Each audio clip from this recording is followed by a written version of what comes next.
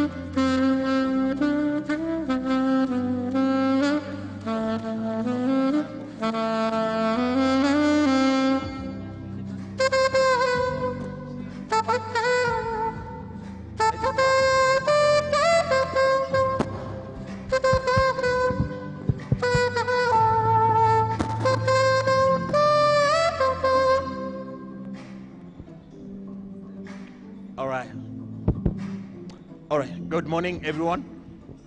Hello. Well, good morning, ladies and gentlemen, to our web development graduation, as well as our yearly tech talks at KNT. Well, my name is Wanyama. I'll be emceeing with my colleague. My name is Susan. Thank you very much, Jean. He's called Jean Sachs, so you can follow him on any social media platform. So welcome. And we are going to start with a word of prayer from one of our students, Stacy, from Wanyama's afternoon class. Thank you. Stacy.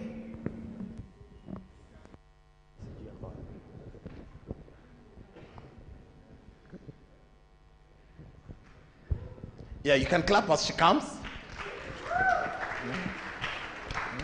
And men, please don't look at her so much. She's always afraid, eh? Okay. Well, smile for God at least. Let's pray. Our Heavenly Father, we come before you this morning, thanking you for the gift of life, oh God. Father, even as we listen to the talk, God, may we get something helpful from it. In Jesus' name we pray. Amen. Thank you very much, Stacy. You can clap for her. You can do better. Okay, so we are going to start with the introduction, and we will welcome our MD, Mr. Ken Mwenda. He will come and brief you and introduce eMobilis and give us a brief. Welcome, Ken. You can do better, guys, please. Mmekunywa chai, still morning. Thank you. Thank you, Susan. Okay, thank you for that, Susan. Good morning, everyone. Ni breakfast amjakula, ni ngwashe zime. Kweli. Yeah, okay. I hope someone can do something about that at some point. Was that music amazing or was it amazing? That young man is extremely talented, and it makes some of us wish that we had some God-given gifts, including that and music. I don't know how many of you have ever been on this stage before because you are part of the music festival. I'm taking you back to your primary school days, your high school days. How many of you are talented as singers in choirs? You guys have never been on this stage? Music festival? Amjawai? Wow.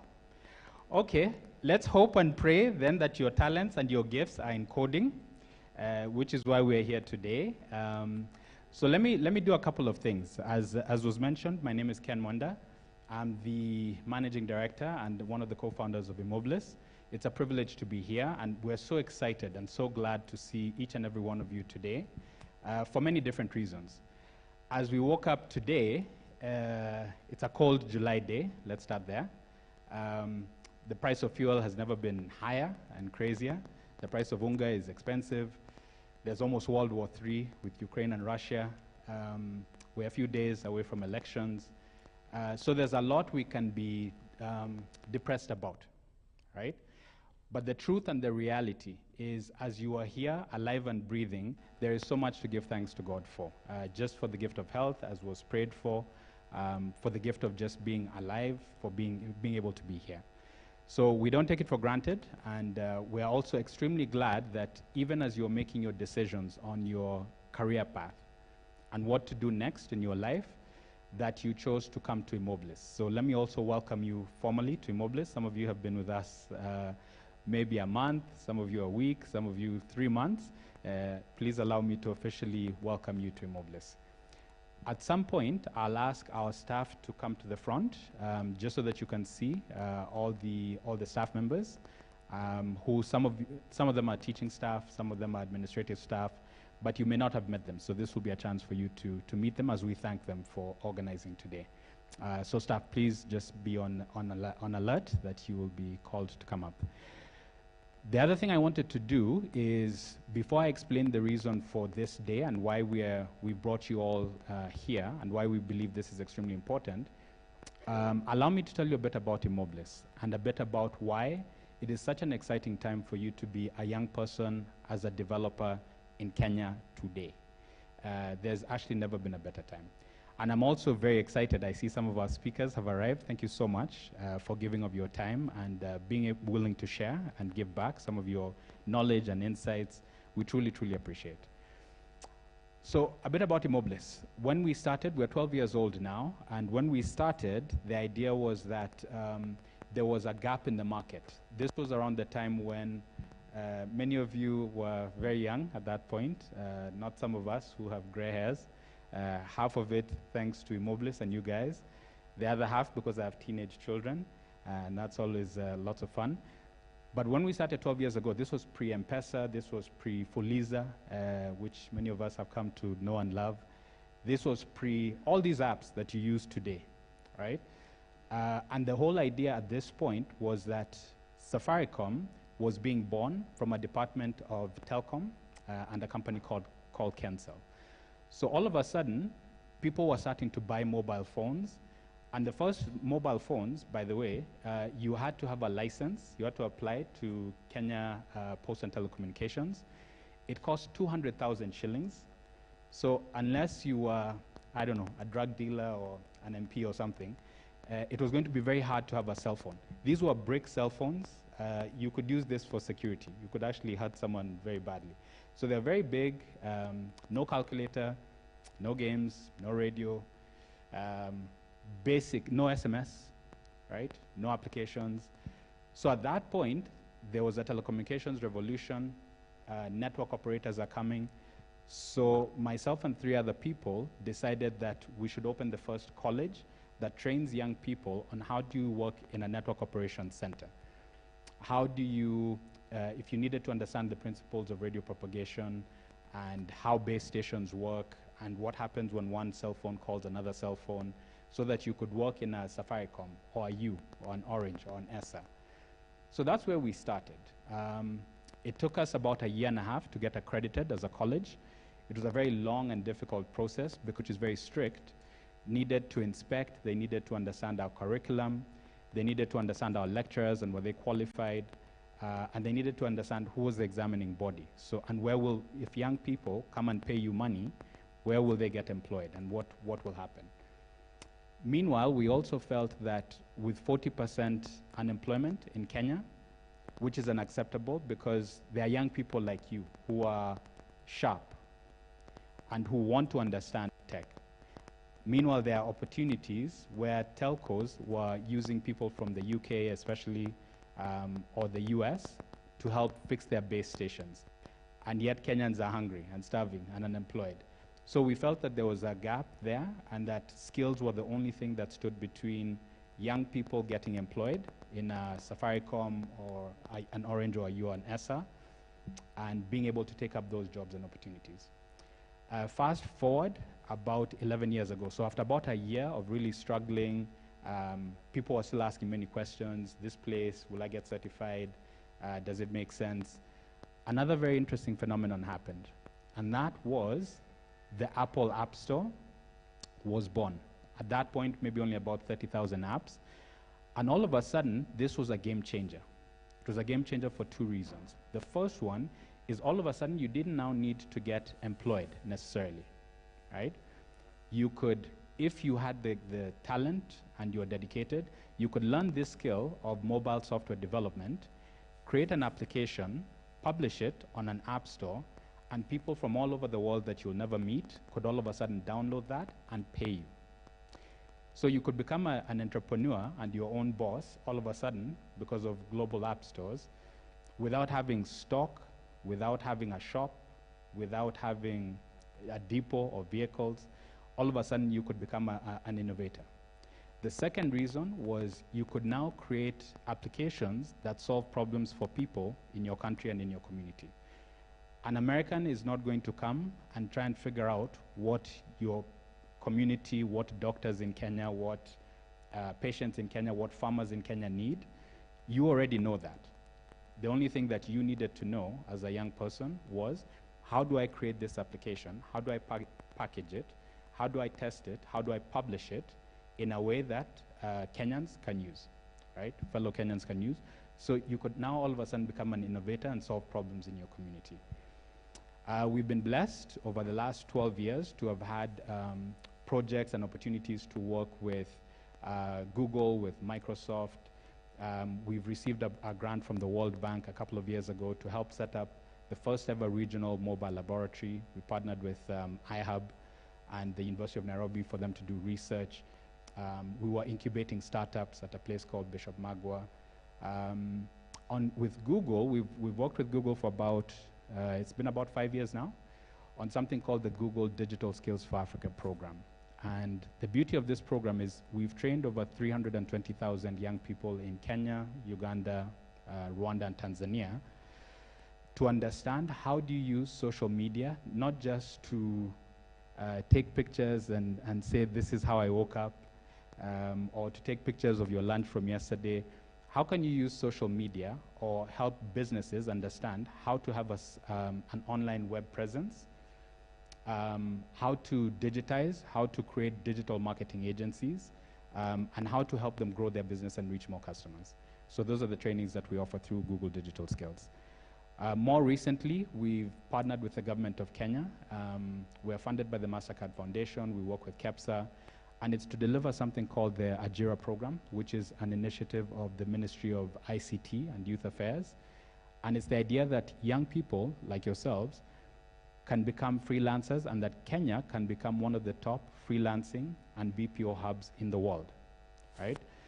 And part of what that means is if you became a transcriber or a software developer or a virtual assistant or you understood data entry, how could you monetize that skill by providing services on global platforms, whether it's Upwork or Freelancer or Fiverr or Guru or Kuhasol, local platforms? How can you make money as a young person, be your own boss, and basically earn a dignified income, even as you're waiting for work? So that's a bit about eMobilis and some of the things that we've been doing.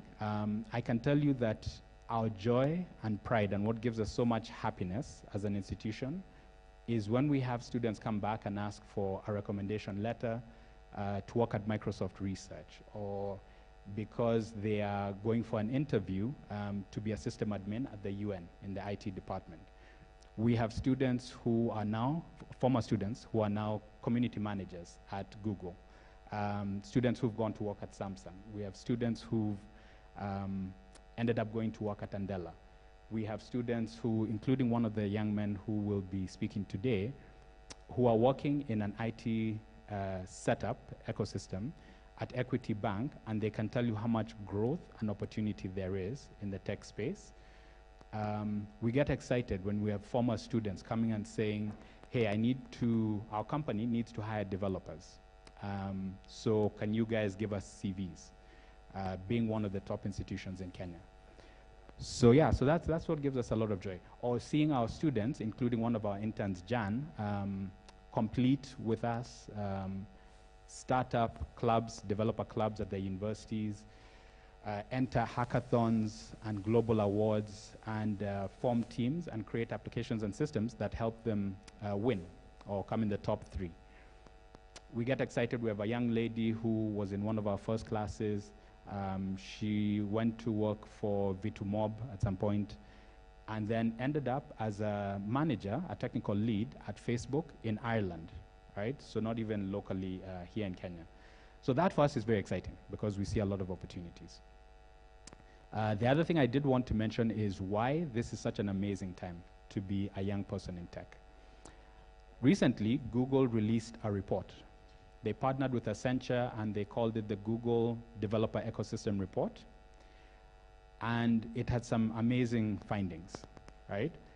So let me ask you guys a question. How many developers do you think there are in Africa? How many software developers do you think? Throw out some numbers. What do you guys think? How many would you estimate? Staff are not allowed to answer because they know the answer to that one already. Yeah, anyone? Anyone? How many? Sorry? 50,000? Not bad. A lot higher. Anyone else? It's a good guess. Anyone else? Someone on this side? How many developers do you guys think are in Africa? Software developers. Can I ask the lady on this side? How many do you think?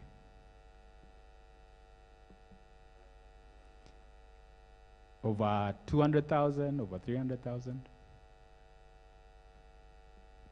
How many would you say? How many? 690,000. Wow, that's a very specific number, but close, close. You're getting warm. Google is your friend, except for this one. We didn't want anyone cheating. The answer is 716,000, according to that report. So across all of Africa, there are 716,000 developers. Here's the crazy thing. In California alone, which is one state in the US, how many developers do you think there are? California, just one state in the US. So I'll make it easy for you. About 616,000, right? What that tells you is that there is huge demand and room for more developers, and more developers are needed in Africa, right? So that was one of the first findings from that report. The second finding was that salaries of developers increased, right? I think it was 4%, 5%. So the salary that a software developer earns in Africa increased between 2020 and 2021. The third finding is that the number of startups, the amount that startups got in funding increased by 2.5 times, right? So what that means is these startups are getting a lot more funding and money, which means they can grow, which means they can hire more developers, which means they need talent, which means they need you, right? If you have the skill and the talent, right? So from where we sit as eMobilis, there are 3 areas where we see the opportunity being massive for you guys. The first one is just software startups, software development startups, creating and building products and systems. They need to hire you. The second area is remote work, right? That's the other area that grew. The finding was that 38% of developers now have work that they do for a company that's not based in Africa, right? We have a young man who is a former student of ours, a young man by the name of Joseph. This guy, I don't know when he sleeps. He has, I think, 3 jobs that he does right now, 2 of them with companies outside Kenya, where he is their main software developer for the Africa system. So the opportunities have never been greater for you to work for either local companies or international companies. The third area of opportunity. This year, His Excellency the President launched the Microsoft Africa Development Center. It's in Westlands. In fact, they're our neighbors. They have currently about 430 software engineers and software developers. 430. When Microsoft decided that they're going to build developer centers in Africa, right, about 2 years ago. And they decided they're going to put in some investment. They had to decide where. Africa is big, over 52 countries, so where? And what would be important to them? Which has a talent pipeline? Which countries have a talent pipeline? Where do they get, I don't know, good tax incentives or whatever? Also, where can they then be able to build? So the only 2 places they picked, do you know? Any guesses? So there are only 2 places, Nigeria and Kenya. So the only developer centers in Africa by Microsoft are in Lagos and in Nairobi, right? Visa announced that they're building an innovation center. Visa, Microsoft, Google has announced that they're building a center as well for developers. So the thing is, if you continue in this area, and we have so much respect, by the way, for you guys, and we salute you. And can you, in fact, at this point, look at the person next to you, your neighbor, and just say, "Usinione hivi." Because genuinely, coding is not easy. That one, we won't lie to you. It's not easy, right? It takes a lot of dedication. It takes a lot of frustration. There will be premium tiers when that code refuses to compile and to run. But there's also a lot of excitement when you finally crack it and you create something. And if in 4 months you can learn this skill and be able to create a website, a portal, an application, a system, which you can sell or you can publish on a store, right? That solves a problem for people that you can make money from. How cool is that? What in 4 months could you do that all of a sudden opens up so many possibilities for you? 4 months, right? If you're dedicated. So we salute you because we know it's not easy. But it requires your dedication. But we promise you, as eMobilis, we take very seriously what we do. We have extremely talented lecturers who are seasoned developers. We have good infrastructure, which we invest a lot of money in. We have 5 computer labs, as you may know. We have over 70 machines that are working to make sure you have good equipment and devices. We invest heavily in high-speed internet.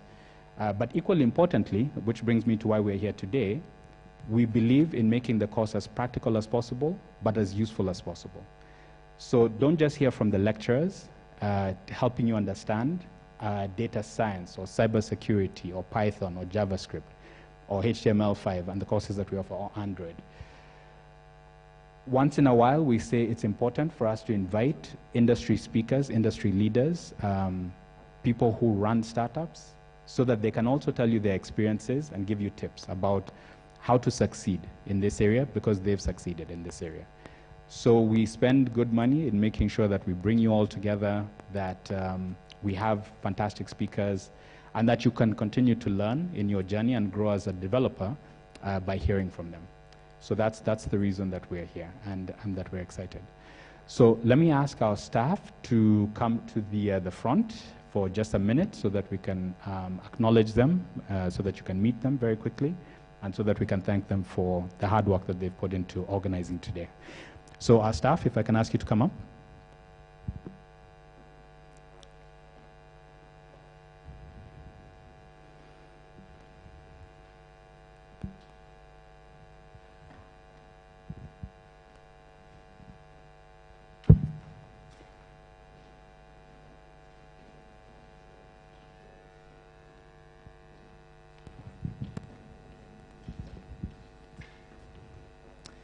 Don't they look awesome and stylish? Kind of, sort of. Can we give them a big round of applause for the hard work they put in? Excellent. So I'll ask the staff to introduce themselves, starting with Madam Koi. Good morning. You attentive and try and get something from them. Yeah? Karibuni. So good morning, everyone. My name is Eric Were. I'm a senior software engineer, also a senior lecturer at eMobilis. Most of you, we have interacted. Good morning, everyone. My name is Ted Odera, a seasoned developer and lecturer. I'm sure half of you know me. For the rest, then we'll know each other as we proceed. Asante. Good morning. My name is Melissa Michuki. I just joined recently. I take the data science class, and I'm also taking up the Python for web development class. Thank you. Good morning once again, everyone. My name is Susan. I think we've met with almost 90% of you. I'm in charge of the digital part of eMobilis. Thank you. Good morning, everyone. My name is Tresha Kamau. I'm sure all of you know me. I'm the office administrator at eMobilis. Good morning, everyone. My name is Claire Jean Karani. I'm the assistant programs manager at eMobilis, and I'm also an eMobilis alumni. Morning, guys. My name is Wanyama. I'm a senior engineer at eMobilis as well as a lecturer. Thank you. Good morning, everyone. My name is Maxwell Mongai. I'm part of the technical staff in eMobilis. I'm also an alumni. Kwa hivyo kama nimefika hapa, pia nyinyi mtafika. Good morning, guys. I'm a new addition to the team, an intern. I work with Maxwell and Jean. I'm a third-year student, Catholic University, taking computer science. Thank you. Morning, everyone. My name is Jan Sigilai, tech support representative, and also an alumni from eMobilis. Good morning, everyone. My name is Benson Angachi. I'm working with eMobilis in the department of the Google Digital Skills for Africa, same department with Claire, but I'm happy to see you guys. Okay, wonderful. Can we give them a huge round of applause for organizing this? Okay, thank you, team. Thank you, team. This represents most of our team, but we also have staff who are not here, including staff who help run the Jira program. In the Jira program alone, we have about 165 staff. That includes 55 trainers, 92 center managers, and then a program management office team, and 1 or 2 staff who are not well today. So that's the team that helps to support you. And I know a lot of times wakona sura ya kazi because you need to pay your fees. But other times it's they're trying to do the best that they can for you. So just 2 final things, and I will close. The first one is just to say we encourage you, please take time to research, don't miss class. Any day that you miss, this is a 4-month program, right? It's not a full day program. So like math and like everything else you've done before in your life, everything that you learn today builds for tomorrow, right? So if you miss even 1 class and you've missed 3 hours, right, you miss a lot. So my plea to you is please don't miss class. 4 months is not a long time of your life. Dedicate yourself, complete, right? The other thing is we do feedback surveys. So please, when those come around, please do complete that. We take them very seriously, and they help us to improve our services and our delivery and understand maybe new courses or new things that you would like us to do. I always laugh because without fail, I think in the feedback surveys that I've seen over the last 5-6 years, there'll always be the people who are like, please provide KDF, please provide sodas, please provide. So those we might not be able to promise you, but the other things we will try and do. At a certain point, I was going to park somewhere. And so the guy, it was a very full parking. And so the soldier there was like, mzee nitakutafutia parking, but utacheza kama wewe. So I take that to mean he was like, you do your part, me I'll do mine. So I say the same thing to you guys, right? To each of you.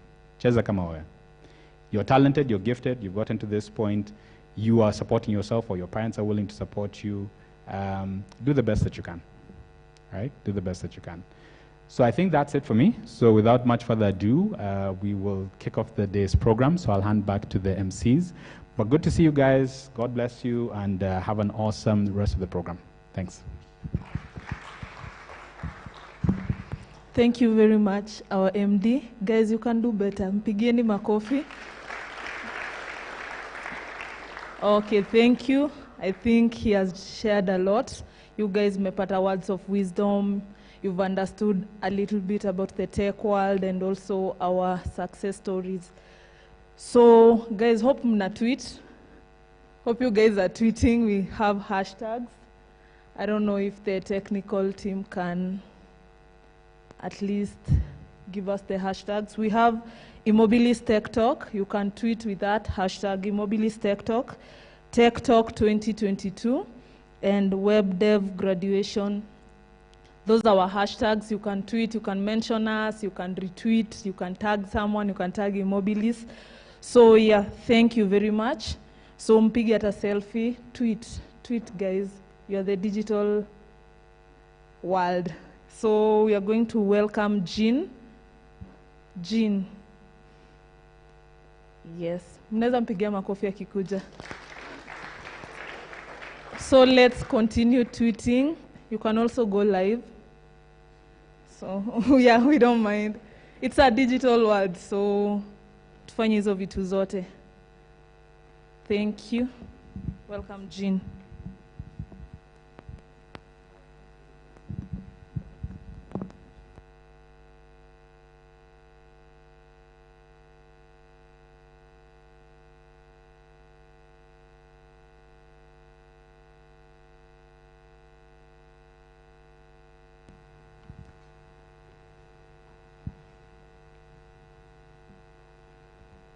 Last, now everybody go to breakfast.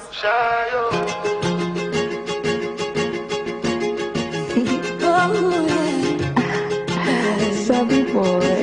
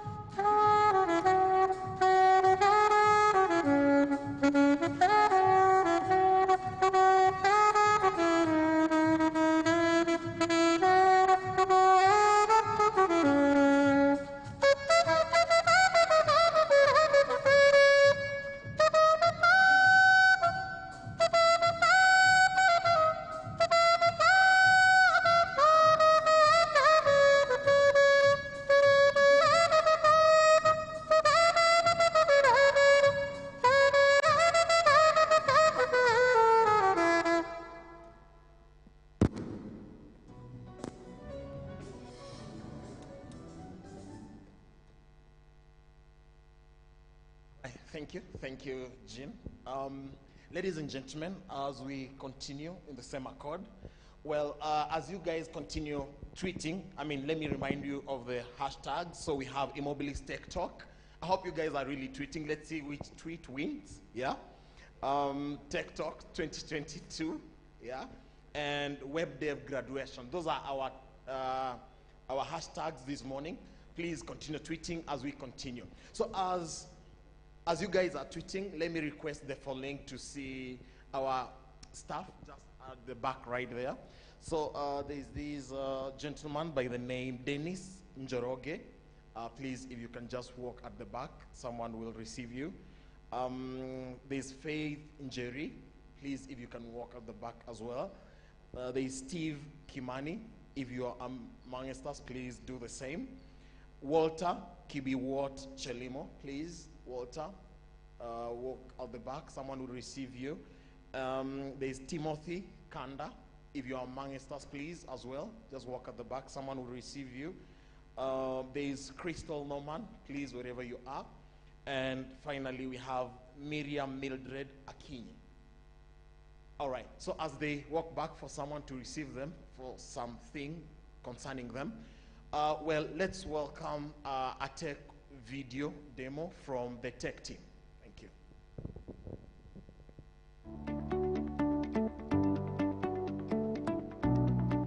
I think the greatest value of learning I think everybody in this country should learn how to program a computer.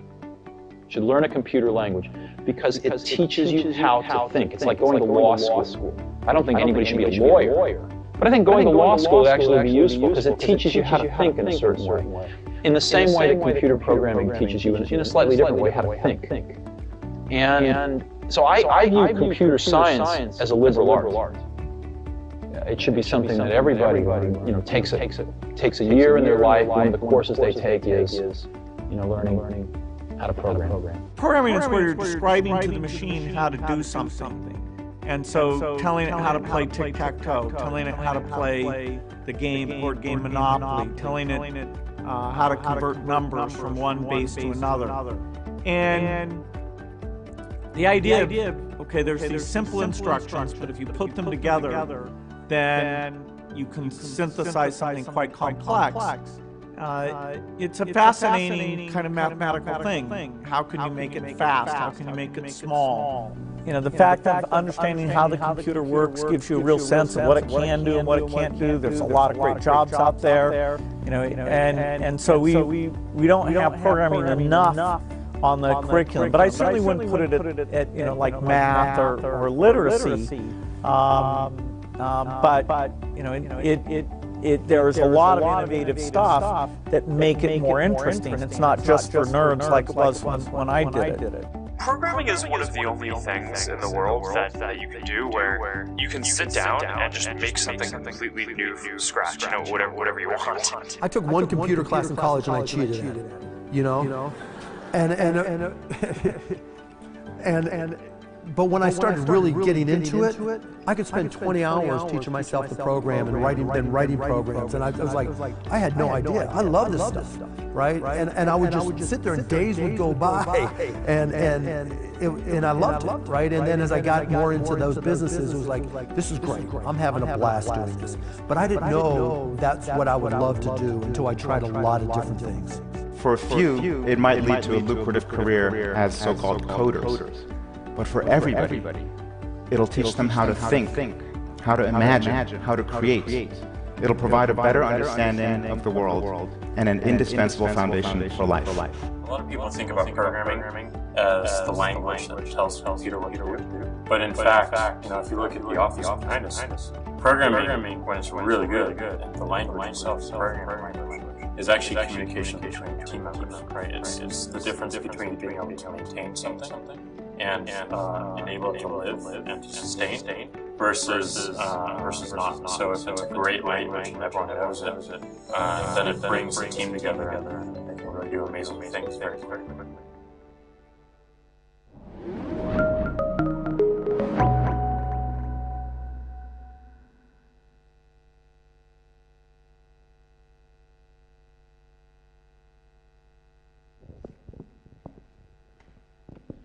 All right, thank you.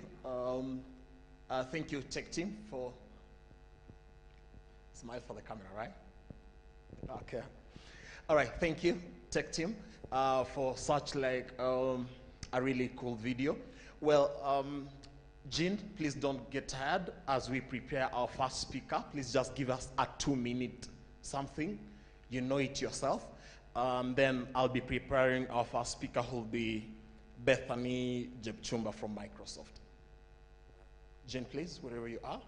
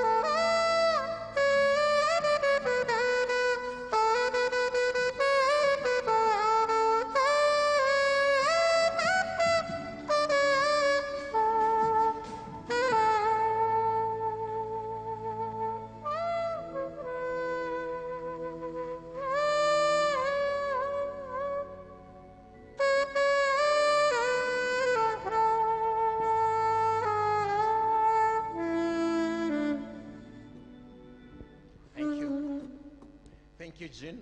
Let's clap for him. Well, ladies and gentlemen, it's about that time that we're receiving these lady, I mean, you listen to her, you know, she's carrying all the intelligence, I mean, our person can have at her age, yeah? So, ladies and gentlemen, just spoke to her a little bit, and trust me, she knows more than I expected, yeah? So, ladies and gentlemen, let's put our hands together as we welcome Bethany from Microsoft. Clap.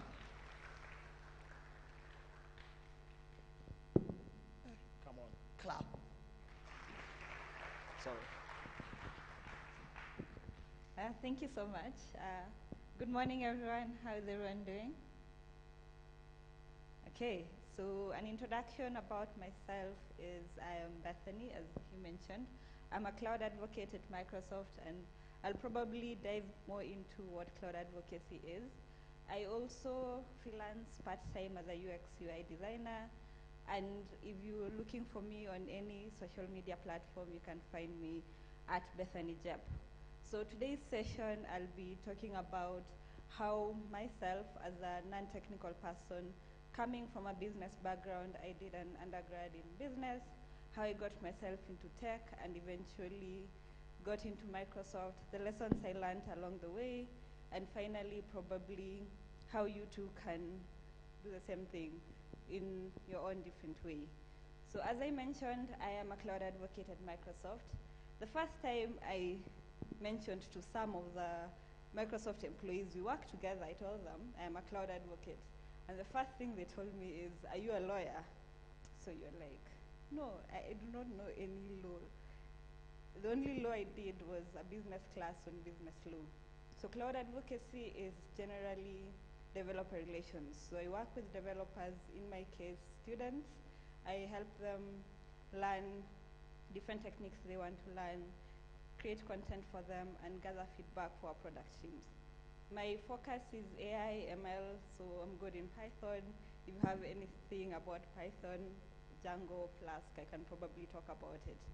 Yeah, so that's a bit about me.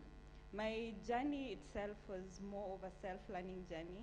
I went through, since I did an undergrad in business, I had to go outside my comfort zone, look for places where I could learn how to code, look for communities I could fit in, and try to learn as much as possible. The first thing I did was enroll at a school, the same way you guys are at eMobilis. I did the same thing at Modcom, whereby I went there since I was a student, I couldn't go there full time. I had to go there every Saturday, learn something new, learn a bit of PHP, a bit of Java, just learn how code works and figure out what this whole thing is all about. And then once you learn something, you normally have the eagerness to probably practice it. And most of the time, you won't land your job immediately after you finish your training, unless you're very, very lucky and you have a lot of connections around you. But it's very, very difficult to just get out of the market and land a job right there. So the thing is, I first decided, okay, there's a probability, since I'm still a student, I wouldn't even be able to hold a full-time job.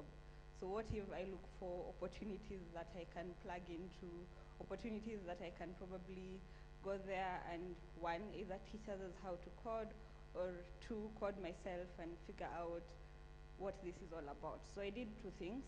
The first thing was I enrolled to a mentorship program called Technovation, whereby I went to every weekend I'll go to a high school in Limuru. It's called Limuru Girls, and I'll teach them how to code, teach them how to make sense of their code and bring up a product. The other thing I did was enroll myself into different hackathons.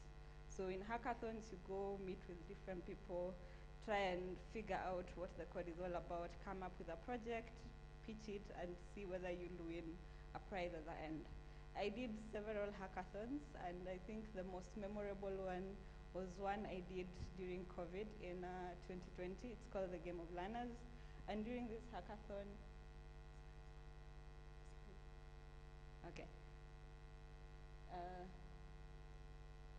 so during this hackathon, I learned a bit about how I can be able to lead a team, get them through everything they'll want to know, and come up with a project after five weeks. So you can imagine you have your full-time studentry, you have also this side project you're doing for 5 weeks, and you're competing with people, not just Kenyans, but people from Kenya and Nigeria, and you have to figure out how the code works. But then something promising about this was after the whole entire program, our team, yes, emerged the winners, but that wasn't even the biggest thing that happened in my life. The biggest thing was after doing all these things, I got to meet one of my favorite people in tech. He's called Donovan Brown. He works at Microsoft. He's one of the principal PMs. So he's one of the senior people that, even now at Microsoft, I can't reach him directly, but through the hackathon, I was able to meet with him every month for 5 months, learning about different things, just picking up his head, finding out, okay, if I want to do an interview at Microsoft, which way do I go? How do I do all this? And the last thing, after now dipping my feet into these things, understanding, probably I love working with people, probably I love doing this and this. I figured my way around the things I love doing and ended up at Andela as a program assistant. I stayed at Andela for over 2 years, grew from a program assistant to a full-time employee, and that is also one of the things that actually shaped my way into Microsoft. So in the next 5 minutes, I'll just talk about the lessons I picked along the way. And the first lesson is having a growth mindset.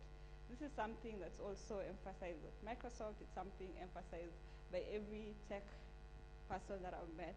They normally tell you tech is one of the widest spaces you'll ever find yourself in. And every day you'll probably find yourself learning a new thing. So embrace that, embrace the learning culture, come prepared to learn a lot. When you're in school, you'll probably be taught how to use PHP and how to build a project with PHP. In the market, you probably have to use Laravel or React, or you switch to backend and you have to use Django. So you have to be very flexible to migrate all this. The second lesson is learning is not an end to itself. You have to complement your learning with doing. So I come from the place where we produce the majority of the marathon runners in Kenya. And one thing I've learned from them is you can't go, sit down, learn about athletics, learn about which is the best method of running, and go to the marathon the next day. It does not work that way. You have to dip your feet. You have to move your feet, get yourself running, exercise every day, wake up in the morning. Normally, when I'm back in Eldoret, I normally see them early in the morning. They're doing cross country, they're running, they're doing the half marathons in the morning. You can just see them there. And that's something you also need to do as a techie. You also need to dip your feet into the wild waters. Of course, you'll get some bugs, you'll get some fires, but putting off the fires is what makes tech interesting. It's what makes you understand now the different techniques you need, the different things you need to do. And then the third lesson is, again, around mentorship. You might not be able to mentor someone else immediately, but the first thing you might do is seek a mentor or seek someone who can guide you through the journey. So probably you've been here for 3 months or you're just starting out and you figured out, okay, I'm doing web for this period of time and that's what I want to do for the next future. So probably there's one of the speakers here is called Edwin. He's one of the Google developer experts for web. So probably you might go to him and ask him, okay, can you give me ideas of what I can do with web? How can I proceed from here? Send him your project and ask him, okay, does this project make sense? If you're doing something in relation to AI and data science, that's my field. So of course, you can just reach out to me and ask me, okay, what is this project all about? How can I build end-to-end data science projects? And then the last thing is a quote from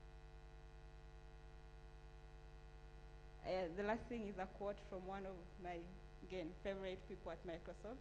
It's called Scott Hanselman, and the quote is, "I am a phony, are you?"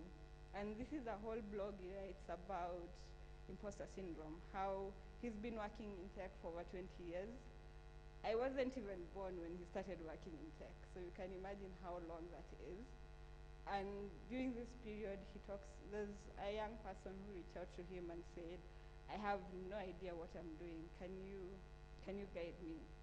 And he replied to him and also said the same thing. I also have no idea what I'm doing. Every day you learn something new. Every day you learn to navigate the field. So right now there's something called Web3. I have no idea what Web3 is, but that's something I'm committed to learning to ensure I'm not left behind.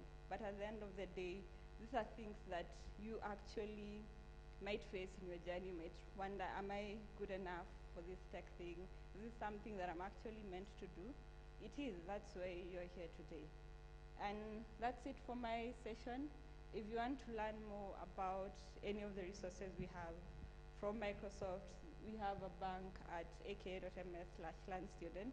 We have a bank for GitHub and all the parts that you're taking. So if you want additional resources from class, that's a point you take. But otherwise, thank you so much. Thank you for being an attentive audience, and I'll give it back to the MCs to continue. Okay, thank you very much, Bethany. Just a minute, just any question for her? Mtu yote ako na swali? Guys, you don't have any question? Anything that you've learned from whatever she has said? Anyone? Ama I just point and give you a mic. Mtujue nani anasikiza, nani asikizi. Anyone? Comment, compliment, question? Anyone? Nenda angalia tu hivi na ni point. Acha nisimame ukumbe. Oh, okay. Then ask your question. Zaya Kamau, what is the entry strategy? The entry strategy into tech, like once you're done with school, what you can do next? Definitely. Okay, so for me, I leveraged on volunteering, finding spaces and places I can volunteer to find my niche. The other thing is building your projects and sharing them out to the world. And lastly, of course, apply to jobs. There are always many jobs open. There are more strategies, but those are the things that worked for me.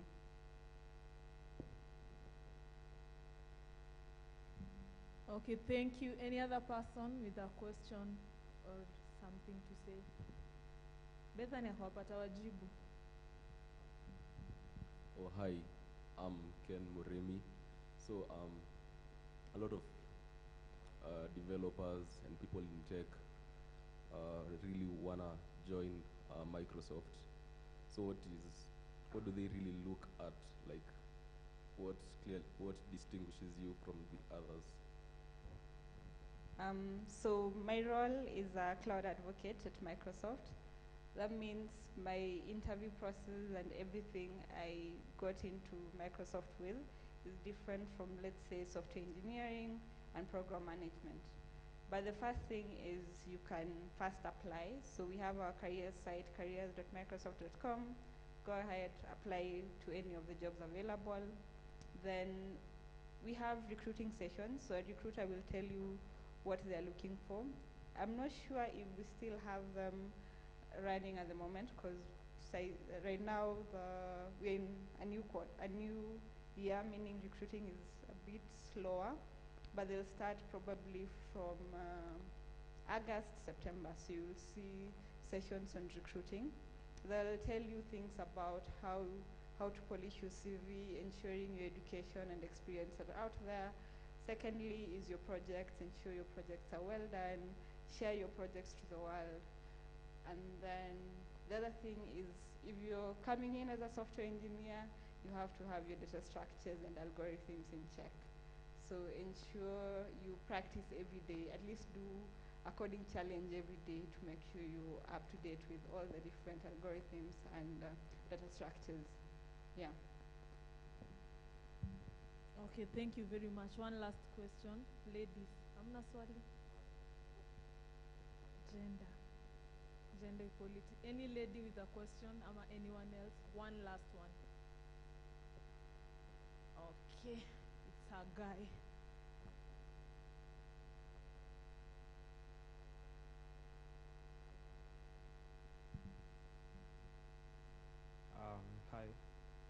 Hello. My name is Steven Timendoso.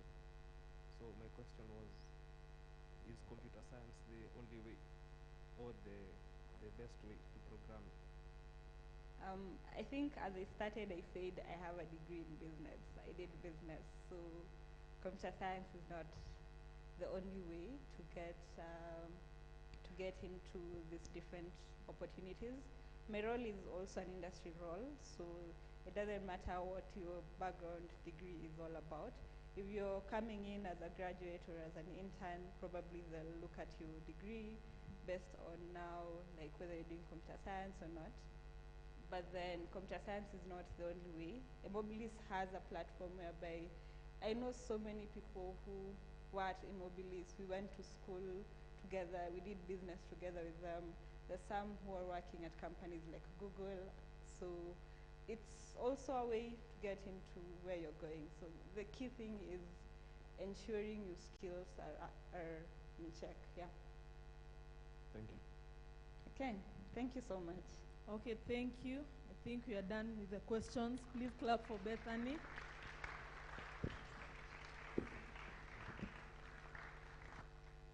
Thank you, thank you. So guys, I hope you're still tweeting, retweeting, mentioning and tagging us.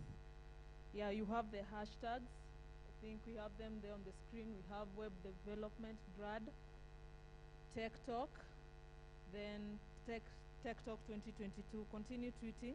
So we are going to invite our second speaker, who is Edwin Mai. Welcome, Edwin. Thank you, guys. You can clap for him.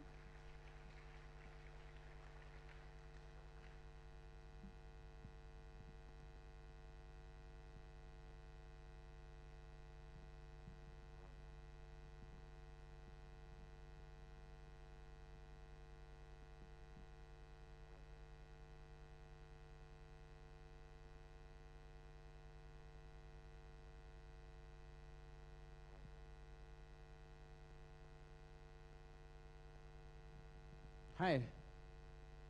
How are you? My name is Maya Edwin.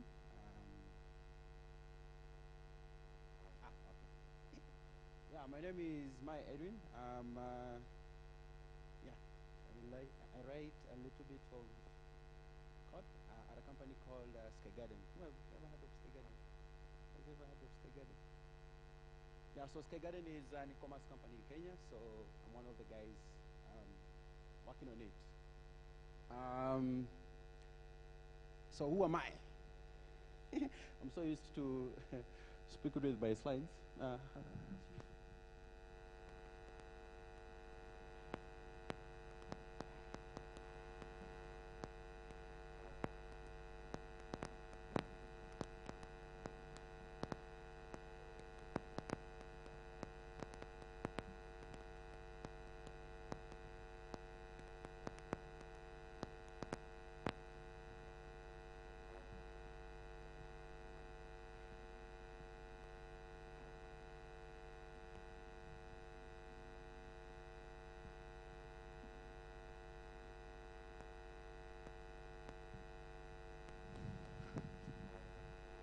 Sorry. I'm a software developer. My focus is web development and a little bit of backend. How many of you are software developers? Who want to be software engineers or developers? Okay. I'm in the right place. Yeah, so I'm also a Google Developer Expert in web technologies. So Google Developer Expert is a program by Google that recognizes people who are good in their technologies and provides them with the resources and support to travel across the world and teach people about Google Developer technologies. Yeah, so what I'm here to speak about is what next for those of you who are graduating as software engineers. And I have 4 important points to touch on, and one of them is community, resources, visibility, and celebrating. So those things sound really simple, but I don't know. How far are my slides? Good. Okay, cool. Okay, as they prepare. I schooled at Moi University. I did computer science. Left school kidogo, then went back. And then after that, I was also, I'm still part of one of the interesting programs that runs across the continent that has helped a lot of software engineers to work at different companies, connect with each other. So what we call developer programs. Basically, one of it is Google developer programs as a community lead. So what we do is also train developers on different Google technologies, organize events on behalf of Google, bring people who are working, students, designers, software engineers, across board to come and interact and learn and stuff. So I'll also be talking about that. I don't know. I can just proceed, right? Yeah.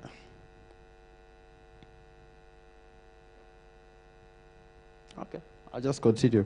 So one of the things you need to have as you come back, you come into our community of software engineers in the country, is community. So when I talk about community, what I mean is a community is basically a group of people who share some interests, all right?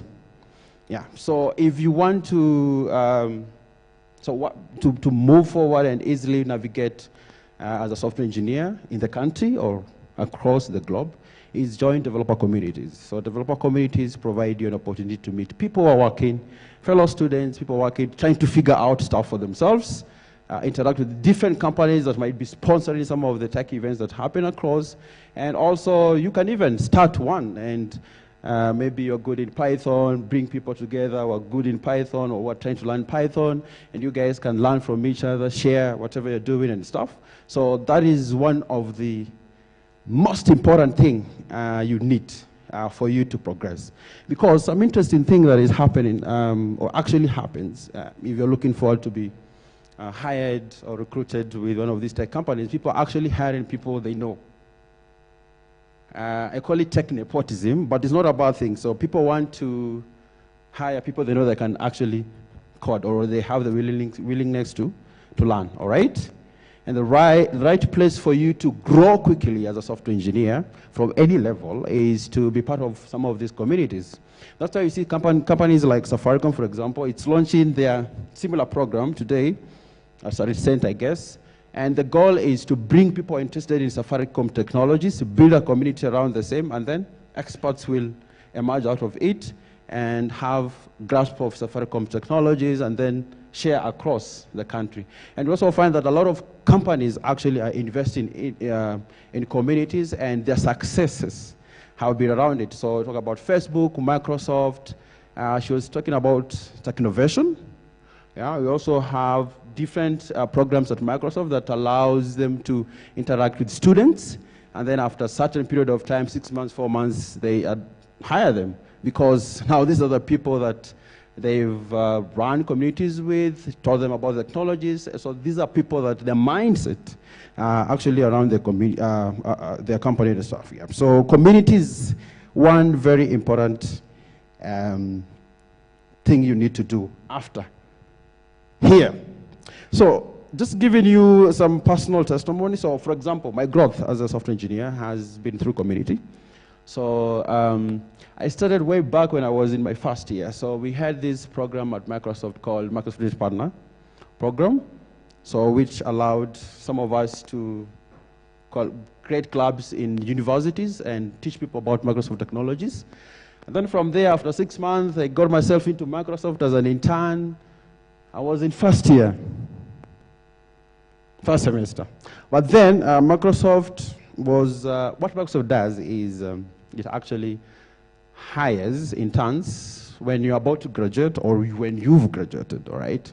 By that time, because of the community they were running and being passionate about it, I found myself starting my tech journey there. And then moved forward, Google came around with their communities. Through that, I've been able to actually travel out of the country the first time because of a community that I was running in Eldoret. So by Google, and it was really, really interesting.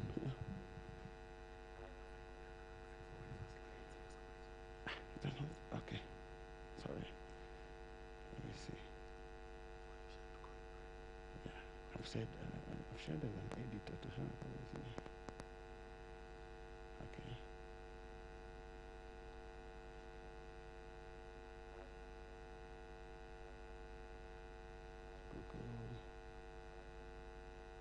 I think I gave her access. Open.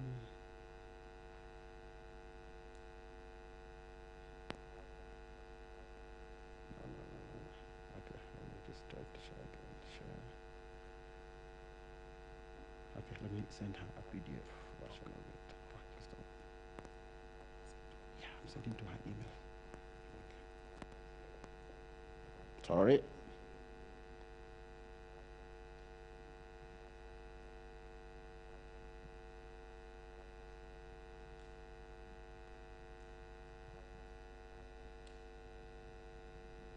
Yes, so I was talking about my journey with communities. So I actually traveled out of the country because of communities sponsored by Google, all right? Because when you're part of these developer communities, they give you an opportunity to showcase your skills, interact with people, and meet interesting people like here. You might find someone living here with a job, all right? Because you had an interesting conversation with someone, and they liked you because of what you shared about, and they could actually grasp your passion out of it. Another important thing you need as you move out is actually what I call resources. So what kind of resources? So when you're part of a developer community or a community of software engineers or whatever, you then get access to experts in that community. You get access to attend to, if this community is run, for example, like the GDG, program run by Google, then you get an access to Google experts. You get access to people working at Google. If it's one run by Microsoft, then you'll be able to get access to people working at Microsoft. And if you want to work at Microsoft one time or one day, then you'll be able to directly interact with those people working at Microsoft and ask them, okay, what do I need to join, blah, blah, blah. So that actually is as a result of community. And just like she was mentioning, one easy way for you to kind of understand what's happening out here and the trends and stuff is participating in stuff like boot camps, competition, and another thing is you would want, for example, if you want to be a software engineer, for example, in school or at eMobilis, you learned about JavaScript or Python. You get out there, people are actually using frameworks of these languages, all right? Okay, so you need to go and commit yourself to learn even much more on your own, all right? And you can learn on sites like Udacity, Pluralsight, or build projects and share them out and interact, get mentors, which are also part of the resources you need as you move out. So that's it. And then the next thing is actually visibility, all right? So this point is actually rolling back to community. So, but then if you're a member of a developer community, for example, you just don't want to attend events and get t-shirts, all right? Because that's what happens a lot. So you want to attend, get a t-shirt, take a photo, and so there's an interesting that actually happens. If you get an opportunity to kind of recruit or interview guys, so find that someone is very famous on Twitter or whatever, attending events, they have all tech t-shirts, all right? But then when you are interviewing them, or when you hire them after 1 month, you'll start regretting. And it's very expensive, you see? Okay, and so you don't want to be that. So visibility is very important, but then as much as you reach out to kind of be visible in the community through stuff like speaking, sharing your projects. Who has ever heard of open source? A few. So open source is basically sharing your project. So you're at eMobilis, you learn about JavaScript, you build a project in JavaScript, and you share it out to people. You go at an event like this, speak to people about your project, and people start having like curiosity about you, and they give attention to you, and at the end of the day, you find yourself. So it's one of the easiest way to kind of just get people to understand what you're good at, and you will get more opportunities to kind of easily get hired. All right, yeah. Because I actually know some of my friends who had to leave school to go and work. Okay. Because the money was so good. Then along the way, they wanted to be senior managers, senior engineering managers, and they were told, oh, you at least need a degree. So that's when they go back to school, all right? So it doesn't really matter so much, your level of learning and stuff. But then when you join these communities and you understand some of the opportunity they provide in terms of resources, and you become vibrant within those communities as a speaker and sharing your stuff, then people will notice you and will be able to do whatever you want to do as a software engineer and grow in that path. And then lastly, one important thing I usually talk about is celebrate it. So celebrate your achievements, all right? For example, at a workplace you're good, or in school you're good. You don't want to admit you're good, all right? Or you don't want to say that I'm good, because people will say that you're bragging, all right? So you have to celebrate your achievements, because when you celebrate your achievements, the confidence in you grows much higher, all right? And you become more outspoken, and along that, people start believing in you, even if you're misleading them, all right? That's how politicians work. They're very confident. So when they tell you, I'll take your kid to school, they talk so much about your problems that you look at them and you're like, okay, these people can actually do the same. So you need to be able to celebrate your achievements and use it as a skill to kind of showcase to people what you are, or what you're able to achieve and stuff. Oh, finally, okay, yeah. And then with that, it will be an easy way to get. So I wanted to share my slides. Go back. Okay, so this one. So back. Next, yeah, this. So for example, this is a conference we organize with the GDGs, or I'm a GDG organizer. It's also called DevFest. So when you see that guy, so the guy saw our event on Twitter, and he flew all the way from Europe to come and attend our event, all right? And from our event in Eldoret, he ended up hiring about 5 guys, okay? So that's one of the important things that you need for you to grow as a software engineer as you get out there. And it's not about only software engineers. A lot of people who are in different sectors and stuff or related to tech. So communities around your profession are very important, all right? And next, riding on, or previously. Okay, riding on these 4 things that all are as a result of community then provides you an opportunity to be outstanding, and your growth will be very, very tremendous, all right? Another interesting thing I wanted to share about easily getting hired with some of these companies, you'll find that most of these software engineers in the companies, let's say locally, actually from these communities, all right? And when you talk to a lot of them, they'll tell you, oh, I got hired because I met this guy at this event, and from there, we shared contacts, and this happened, and finally, I'm working at this company. So I would like to insist a lot from that, and that's it.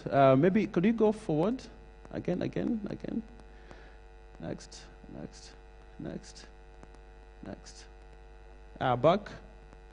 Back. Yeah. Yes, and as an individual, you need to be limitless. When you get out there, let people know what you've learned, especially you, all right? And be willing to even learn more as you get, and even share about your learnings, all right? When you get adopted in some of these companies, be unique, all right? Speak at every of those meetings, and of course, speak sense. And people will notice you even without knowing, and your growth as a software engineer or any of those professions within the tech ecosystem you want to grow in will be very, very easy to navigate. And that's it. Thank you, guys. God bless you.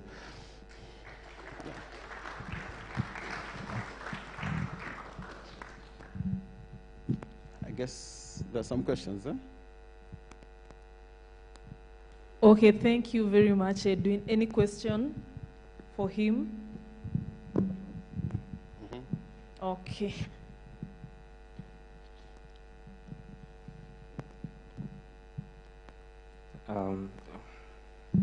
Okay, so you've told us the key is about joining communities. Yeah. Yeah.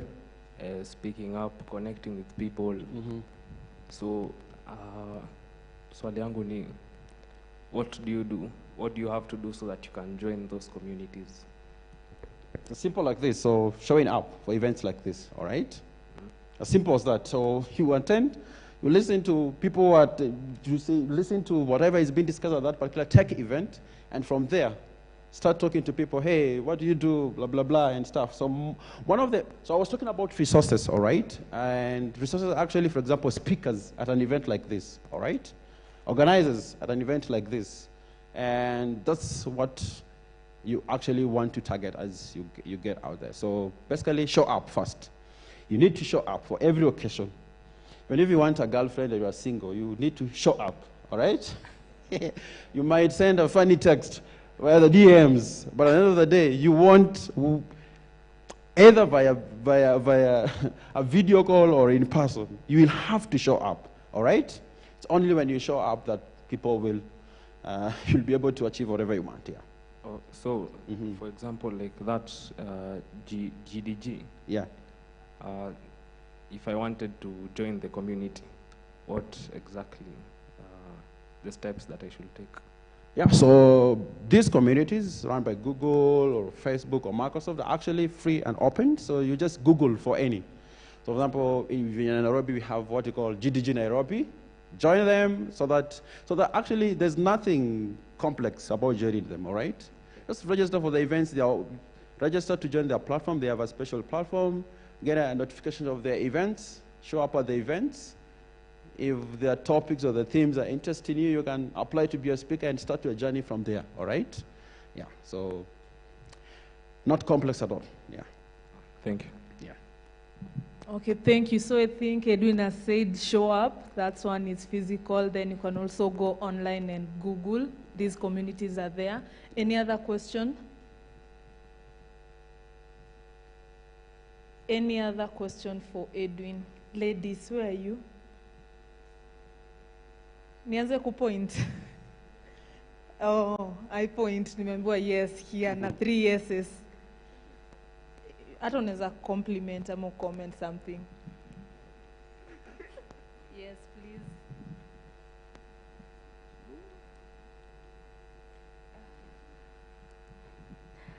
Hi, my name is Natasha, and I'd like to thank you for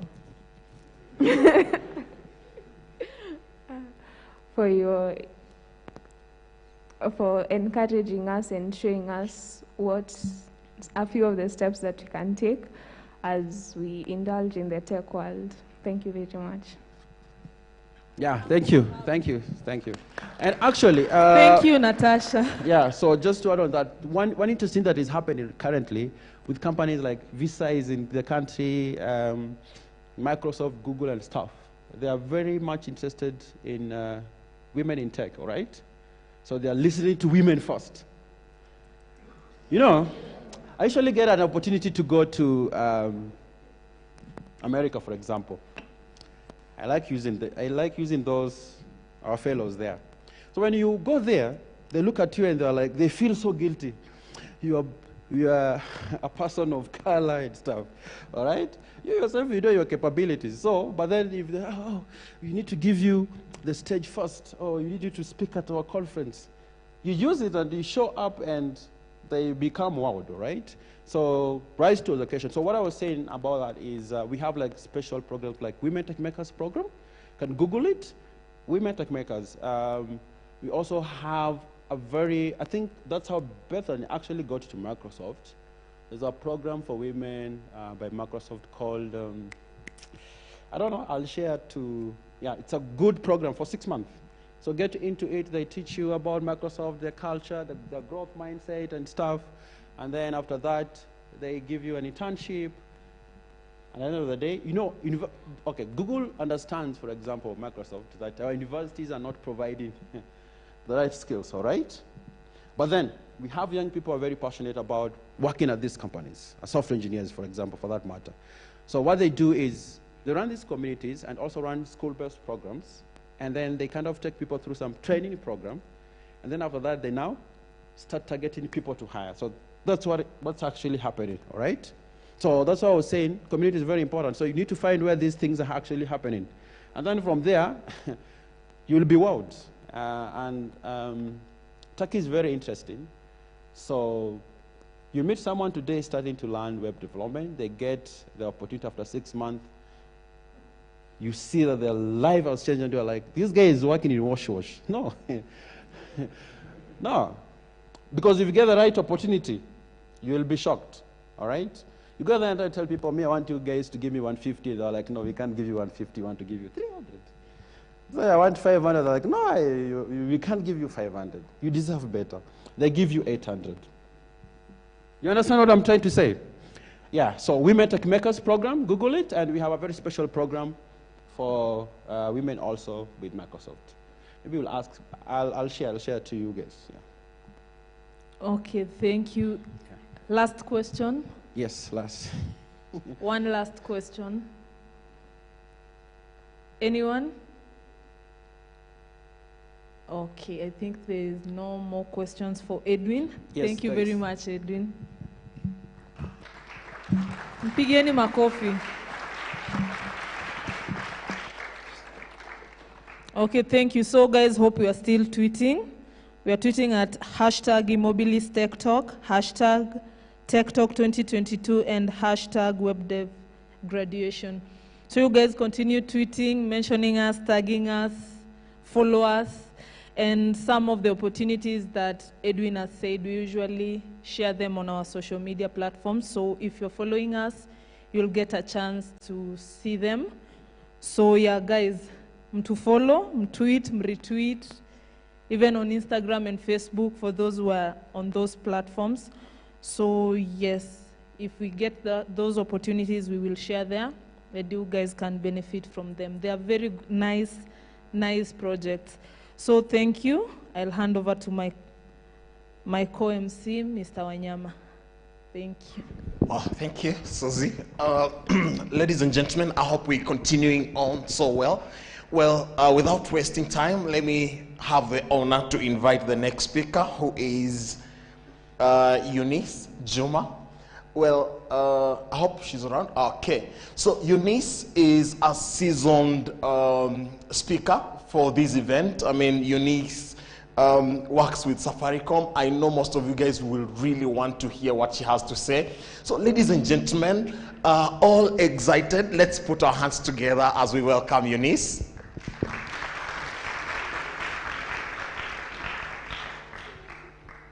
Come on, clap.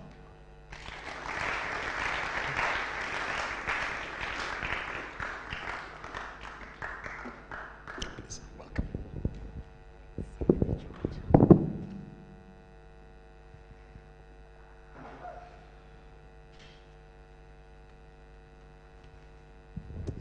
Sorry, this event was clearly not meant for people with handbags. So, just give me a minute.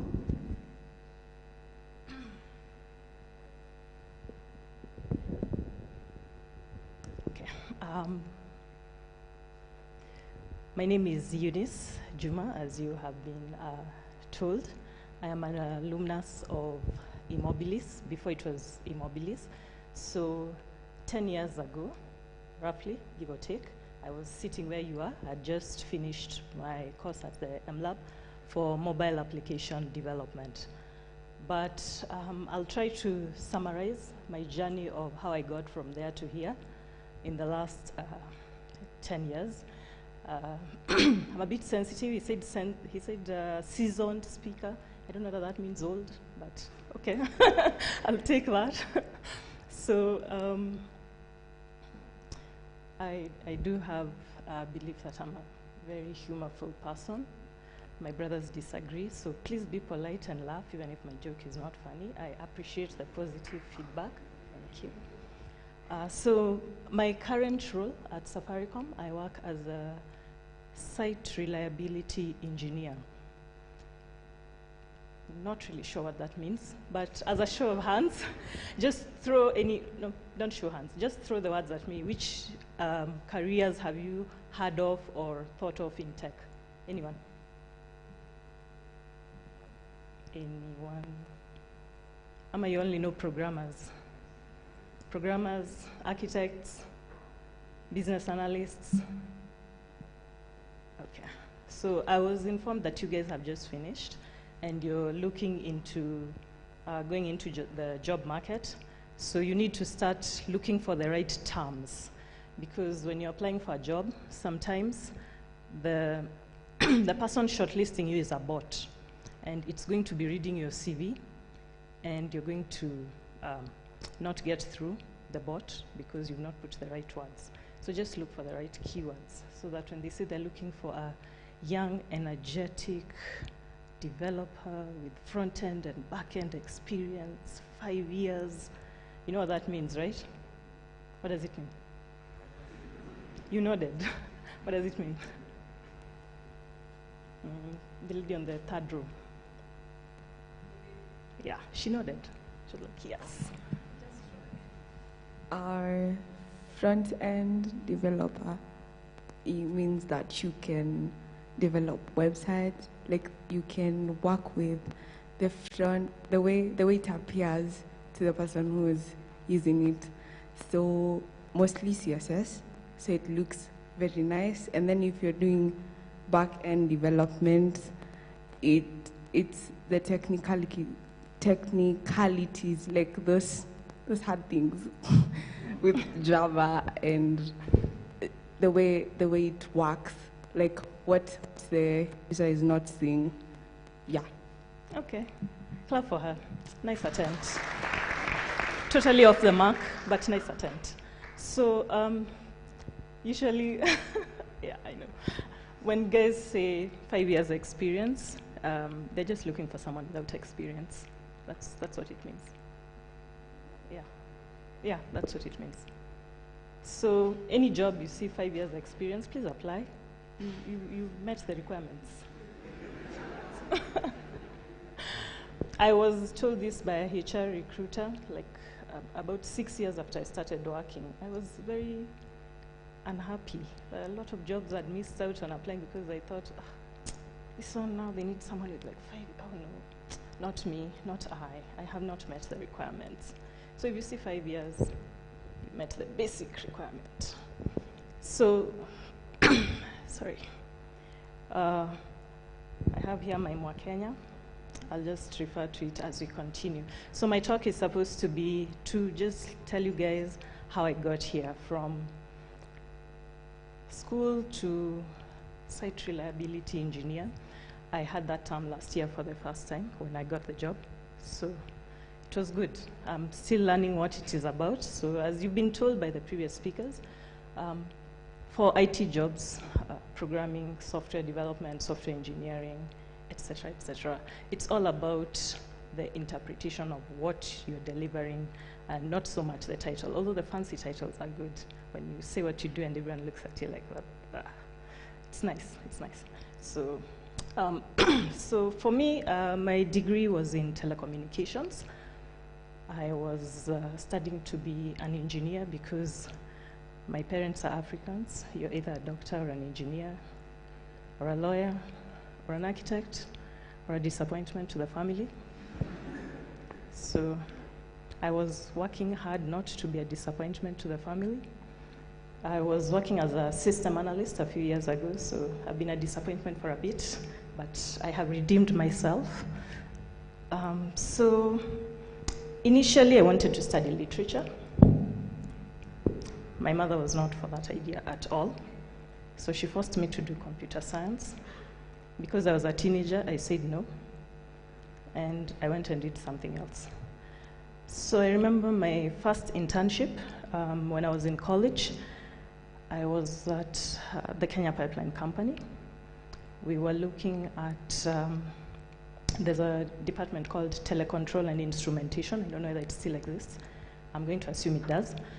So they wanted someone who has both telecom experience and programming experience. And I thought, okay, that sounds me. My degree is in telecom and IT, so, you know, I applied, I got it. When I got there, I discovered two things. Engineering is not a fancy degree, guys. Ladies, let me just speak to the ladies now. When you're applying for a job, please check the dress code. It's very important. It can ruin your life. So I found out you have to wear hard hats and boots and overalls the whole day.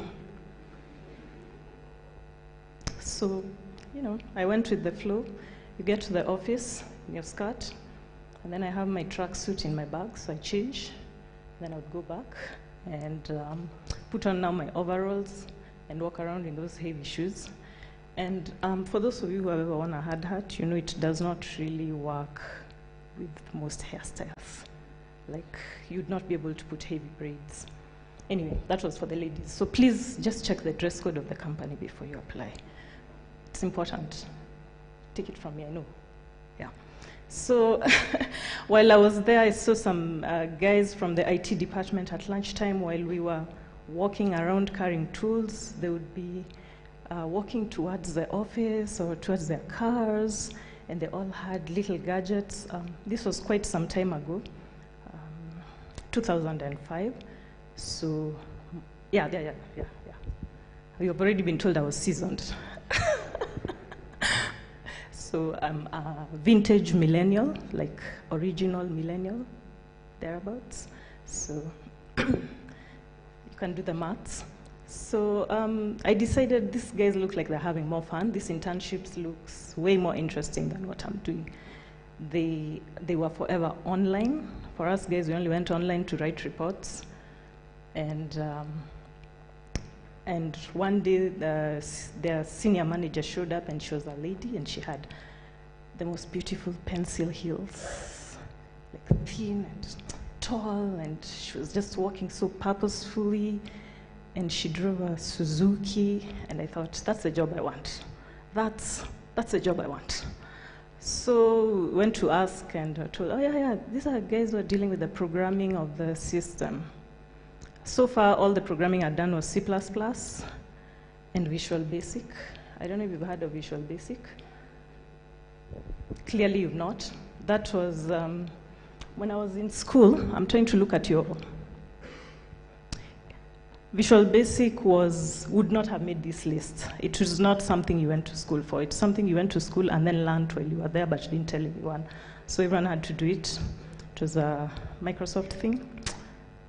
Those were the days of Windows 95, so, and yeah. So I had no idea what kind of skill was required or the programming that was needed, but of course, I got rotated into her department. We did a bit of, we were shown the SCADA system. SCADA is short for Supervisory Control and Data Acquisition. It's a system that monitors everything on their network and then returns it to a panel, and the person who is controlling it is viewing it from a machine somewhere in the back office. Those are keywords for people who have real jobs, not like us who are going to the field. So 2 days of looking at SCADA, and I realized I can actually do this programming. They were just calculating the volume of the tank. Kenya Pipeline deals with fuel, so they have tank farms, like the one in industrial area, if you've been there.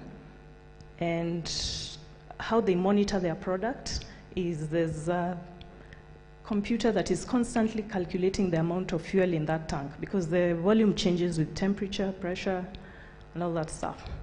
So for us who are working in telecontrol and instrumentation, we had to climb on top of the tank, and there was a gadget that used to be lowered. I don't know whether there's still science and agriculture in school. Did you ever do an experiment where you were testing the floating of an object on water, and then you were holding it with a string? There's guys who do that in real life and they get paid. Who knew? So that's what we were doing. So once we get the length of that string, then you'd report, then they deduct that, and then you'd calculate the volume. So for the guys who tell you you'll never use the high school maths in real life, newsflash. So there we were. We were told, okay, so check whether this volume from the SCADA system is the same as what you have when you went to check manually. And we are all looking at the guy in charge of the control and wondering, when you say volume, do you mean like maths? So we had to do the maths. You're given the basics of how long is it called circumference? There's radius. What was the other one? So you had to get that one. Radius times 2. Na tuko wengi. At least me, I looked at a logbook like 20 years ago. What's your excuse? So you had to calculate the volume and then check and see whether the volume actually matches what the computer has calculated. And then you find that when you're doing the calculation from the SCADA system, the programming is just writing that formula, and then it does the calculation. So basically, we've been programming since high school and we didn't even know. It's just maths. So you can laugh, it's okay.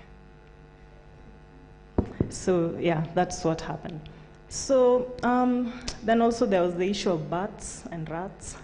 When you're working in telecoms, when you climb those towers, the old towers, like the ones for telecom, they're made of cement, and then you climb to the top, and there's a small square where the radios are situated. So bats live there, because no one else does. And if you climb that tower, you know that you're going to be meeting a bat or two. You're going to be stepping on rat poop. It was not the career of choice. Based on what I'd been told, engineering was great, but based on what I experienced, I was not seeing how. So when I went back to school after my internship, this was just a short period, I finished my degree, of course, and then I tarmacked for a bit. I got a job, not in IT or programming. I was a customer care agent for a while. So whilst I was there, I had subscribed to iHub. I don't know whether you guys know iHub. Well, if you don't know it, you need to look at your communities. I think the dude who was here before me gave you those hints already. You should have gone on your phone and checked. So I went to I had registered to their newsletter. I mostly didn't read it, but I used to receive it in my email so that, I could feel like I'm still in touch with the tech world, even though my job was very far from what I had studied for.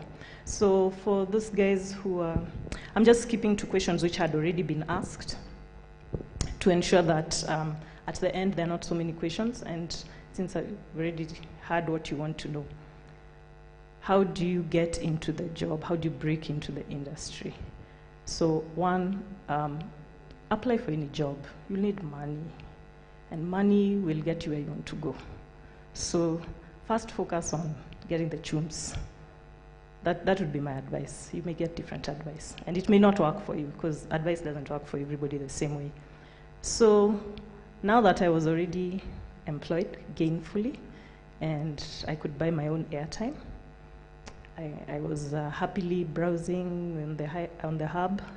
One day I read the newsletter and I saw they have a training they're taking guys for mobile apps for Africa, something, Cohort 3. So I applied.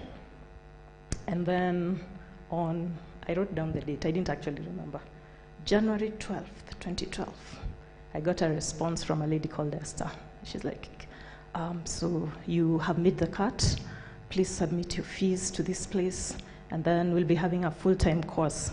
Now, it's important that you remember I had a full-time job, and now I've been invited for a full-time course. This is a problem. But life is all about challenges. So you can always find a way to what you want, if you want it bad enough. Of course, if you don't want it bad enough, the excuses will also be plentiful. Mine was, I have a full-time job. I can't leave a full-time job to go and do a course to maybe get another job. So, and remember this time IT was not a popular career. When you told people you're an IT guy or you're studying IT, what most people imagined was, you know, that guy who goes under the table to check the CPU. That was the IT guy. So it was not a glamorous job, not like what I'd seen at Pipeline. So I talked to my manager, and I was able to arrange my shifts. So I was going to work on the night shift, and then I come to class during the day. So I did the course. I finished it, barely, but I finished it. And then after that, we had, there was a guy called John Kieti. And he used to come all the time and say, you guys have not joined communities. I don't see anyone following this person on Twitter. We're told to follow who? There's a guy called John Gossier. You have to follow this guy. Like, okay, fine. How do you open Twitter?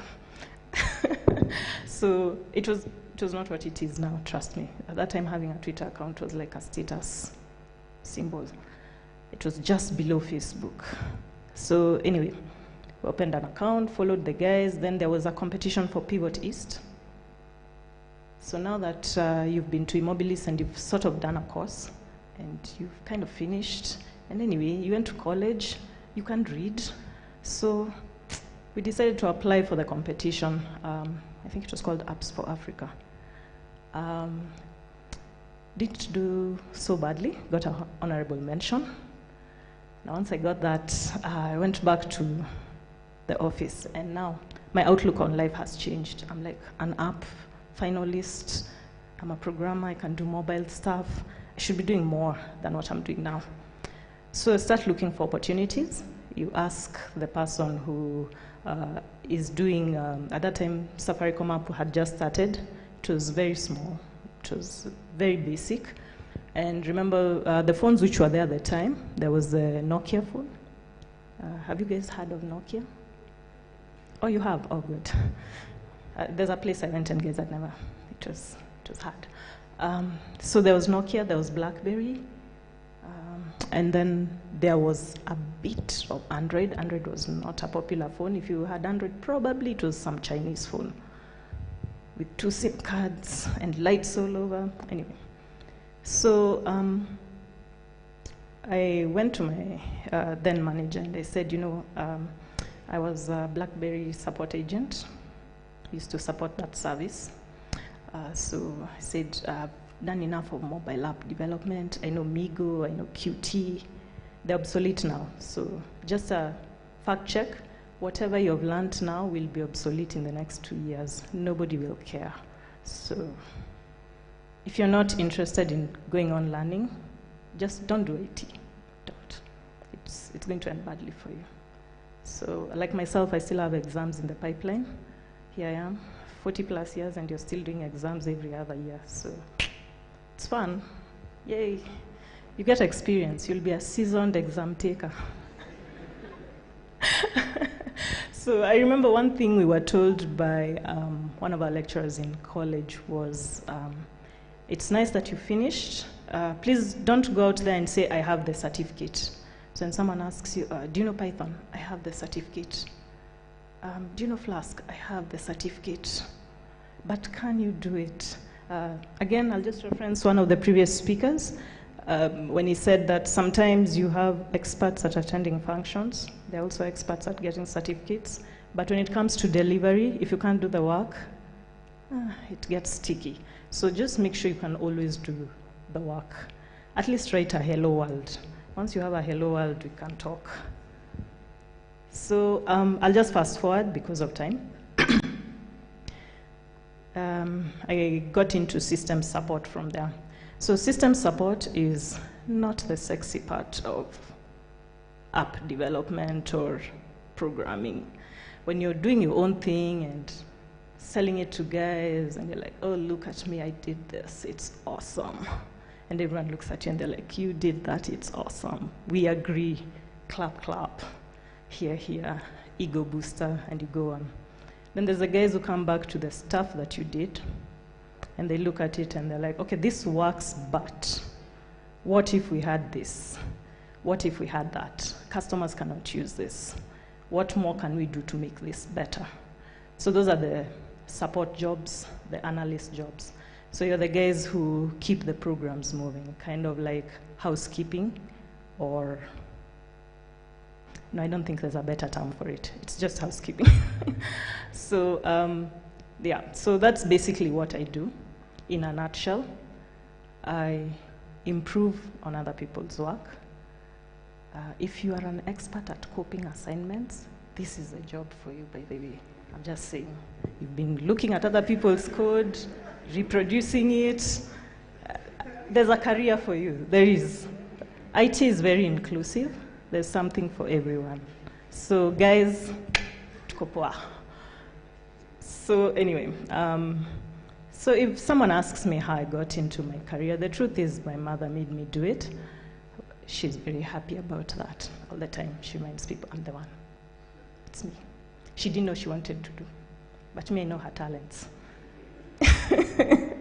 So we have a very parallel understanding of what my talents are, but I'll give her that because she did push me into IT, and here I am, and it's working out for me. So what advice would I have for you? It's not a straight line. You may start at computer science, you may start with a business degree, you may start in accounting, you may start at zero. But at the end of the day, it's what you can deliver. When we come to the table, I can tell you from experience at my workplace, is that if you can't do the job, no one will call you. And once your phone stops ringing, that's a problem, because job security ndio hiyo sasa imeanza. But you need to be in touch with the current technologies. If a new app is launched tomorrow and it's running on a platform that you have never heard of, you should be able to support it. I mean, one programming language is much the same as the other, right? Right? Okay, you don't agree with me, but mtaanza kusakanya job hivi karibuni, and you'll find out that once you can do pseudocode, you can all pseudocode, right? And then you can program in any language. That's it for me. Thank you.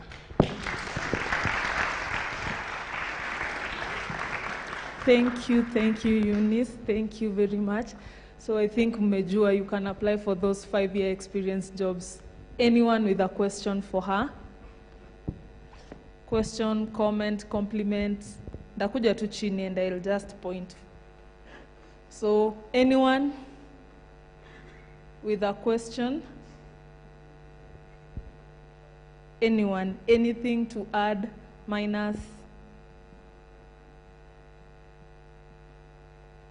Nifanye tu hivi. Wow, yeah, my good friend there back, I'm sure he's learning a lot. And like,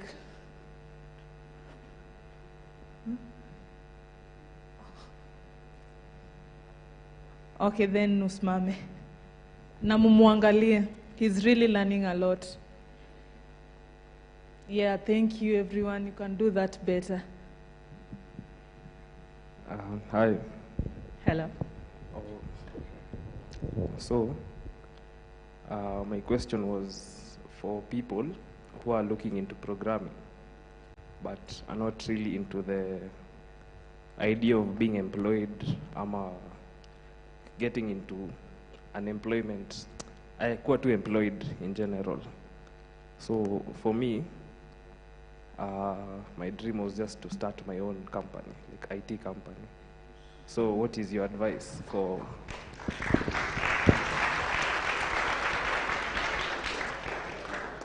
what might be your advice for someone who might want to start their own company? Thank you for your question. I think you had the feedback from the room. Starting your own company is a very bold move. All you need is to believe in yourself. I do know that I cannot give you tips as someone who has started a company. I am quite lazy. I'm happy to live other people's dreams. But if you want to start your own company and you know what you want, then I'll tell you go for it. I do know that we subcontract developers to create solutions, and they still get paid at the end of the day, and they get to work on their own schedule, on their own terms. So I'd say go for it. Thank you. Okay, thank you. Ebu ambie jina yako. My name is Timmy Onduso. Hiyo si short form. Timmy. Kama Timitana, kama unamjua. Okay, thank you, Timmy. Anyone else? Huh?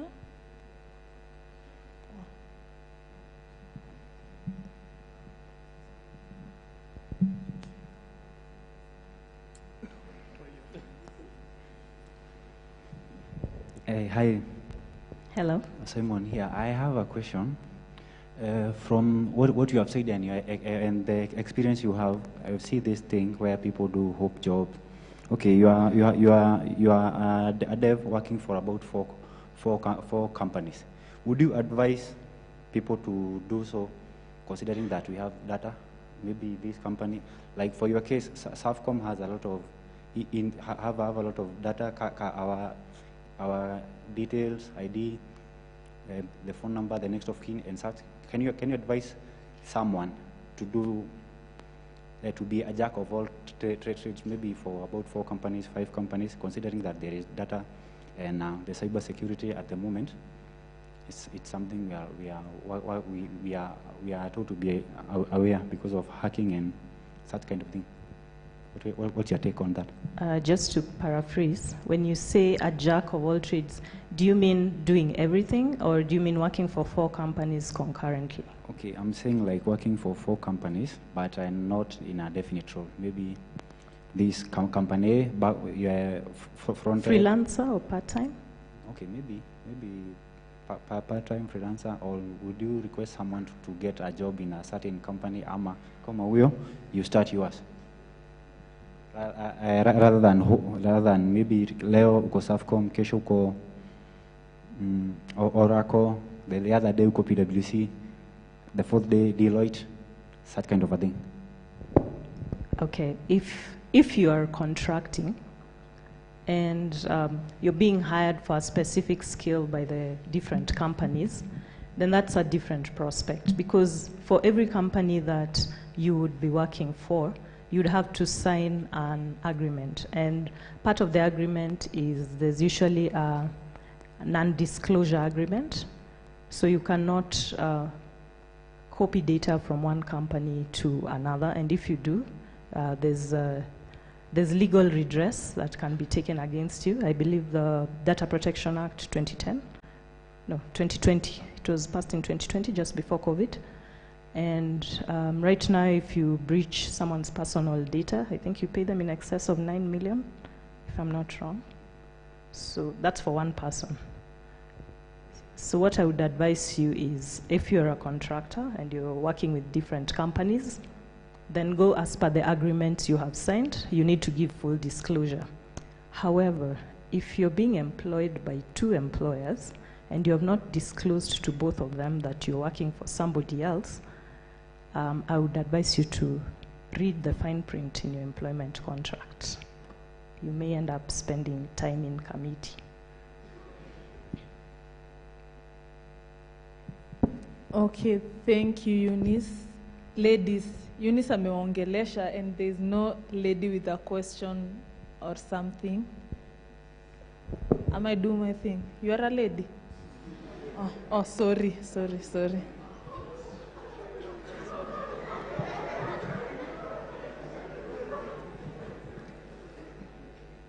Hi. Hello. My name is Alan. Could you give us like a typical day in the life at your job at Safaricom? Typical day, Monday or Saturday? Any day. Working day? Yeah. Okay, I got your question, sorry. That was my attempt at humor, but I'm not getting crowd feedback. So for me, let me pick a day when, say, I'm on call. So I have a list of systems that are under my supervision, about 15 to 20 systems. So one of the things I know you have learned about SMS programming. Africa's talking. Anyone? There's Python here on the list. It's there. Okay. So one of the things is you check whether you have any alerts from the systems, if there's anything that has failed, so that you can check on it.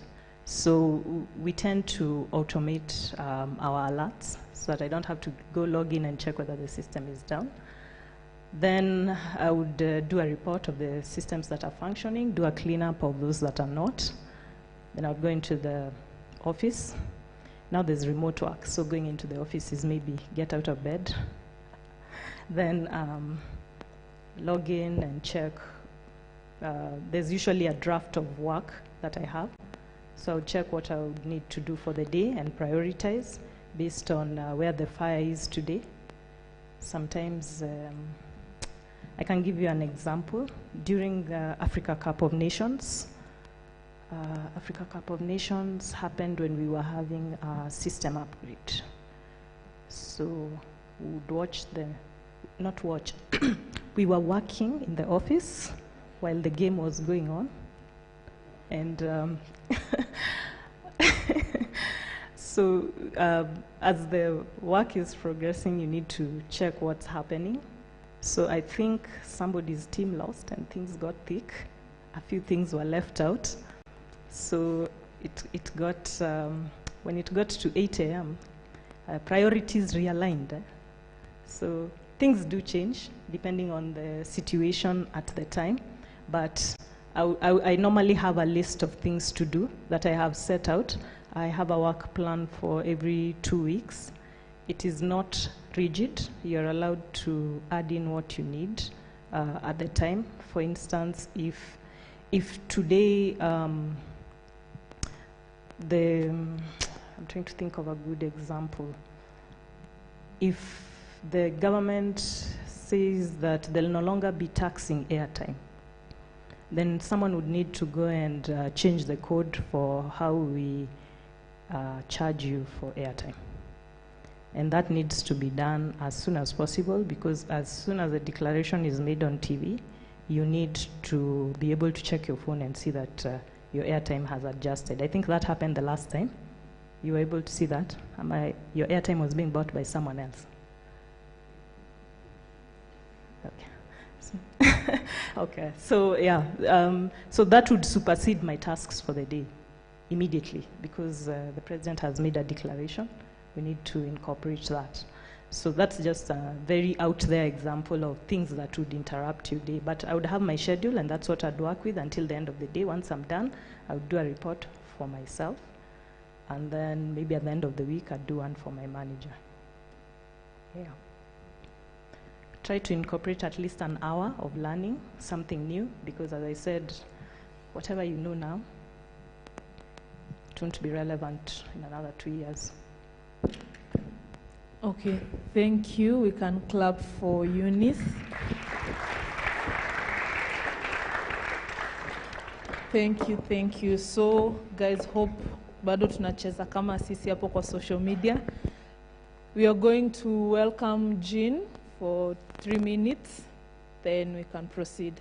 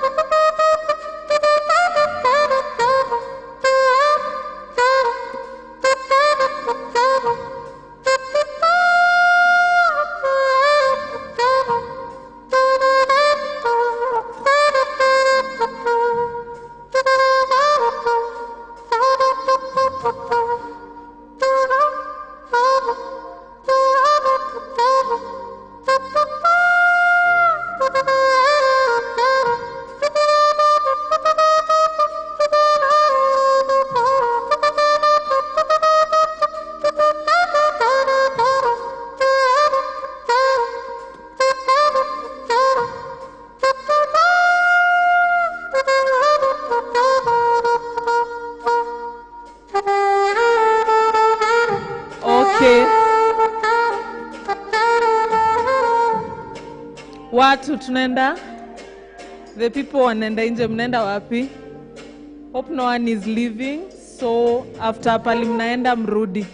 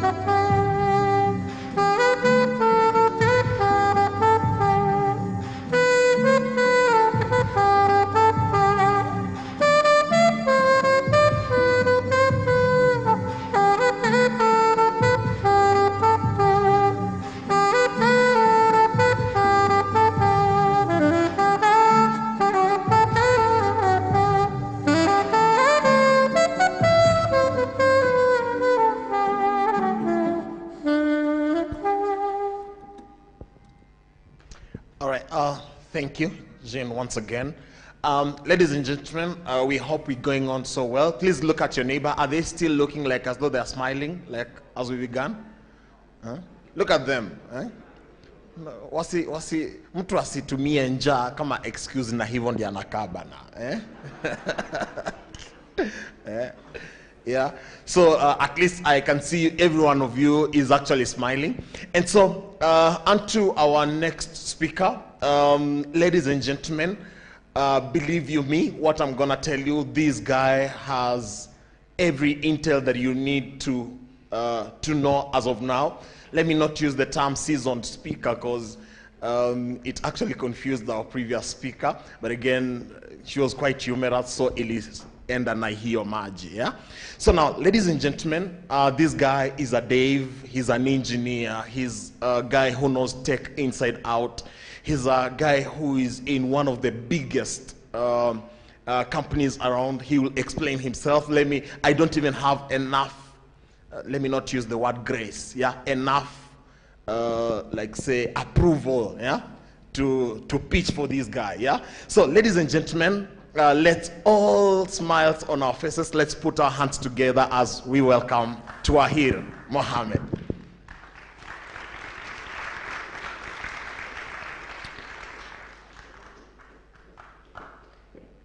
Come on, the guy is not yet here. Huh?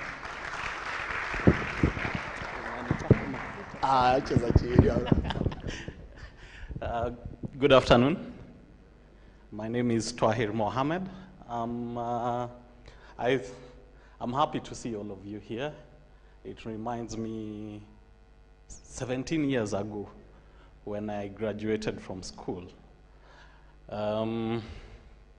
I like the question about some of us who don't want to be employed. I was part of that crew. And my name is Tahir again. I'm the CEO, founder of a company called mPost. How many of you have heard of mPost? None of you. We turn your mobile numbers into an official postal address. Have you heard about that? Where you can use your mobile number as an address?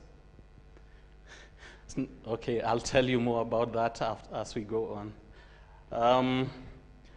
I graduated, I'm an IT graduate. I graduated in 2007 from the University of Jomo Kenyatta. I started out, after graduating, funny enough, I tried and applied so many jobs. I sent my CVs, I think, to all the companies, the speakers who are here. I think my CV is in every HR office. But I know, after like a month, I decided to start a website called Kenya Classifieds in 2007. That was the first website, Classifieds website, back then, which was online. For about around 1 year, convincing people to place their stuff online was not easy. I had to walk myself from shop to shop, asking people to list their stuff. Because then people used to put their stuff on the newspapers' classifieds.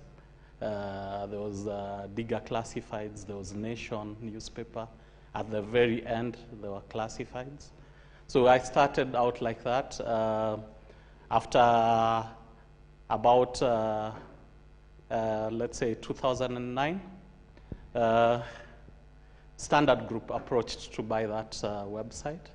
But I thought it would be bigger. So I refused that offer. Then the election violence happened. People were no longer interested in putting their stuff on the classifieds or paying for advertising space online. Then I was referred. I was referred to the World Bank, and I got a job as a consultant. I became the first, I became a webmaster. My consultancy was to develop websites for the government of Kenya. And part of it was to become a webmaster, develop websites. And part of the websites and my TOR was to develop the what you see today called the eCitizens. I was also part of developing the transport teams for NTSA. After which I was working under my consultancy was under a company called Kenya ICT Board, which is now called ICT Authority. After which, during that period, I was working with a good boss. Didn't have an IT background. His name was called Paul Kukubo.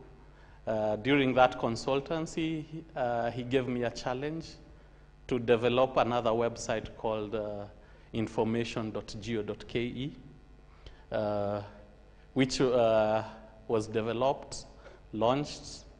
Then I was given another challenge to develop another website called opendata.go.ke, which was then launched by the president then, Mwai Kibaki. After which I was given a trip that took me to San Francisco. That was when I opened my eyes that IT can truly pay. And not only IT, but even web development can pay. So after, at that point is when I went visited some companies, courtesy of the board. I went visited Facebook when it was starting. I visited Twitter, and your mobile developers, I visited Twilio.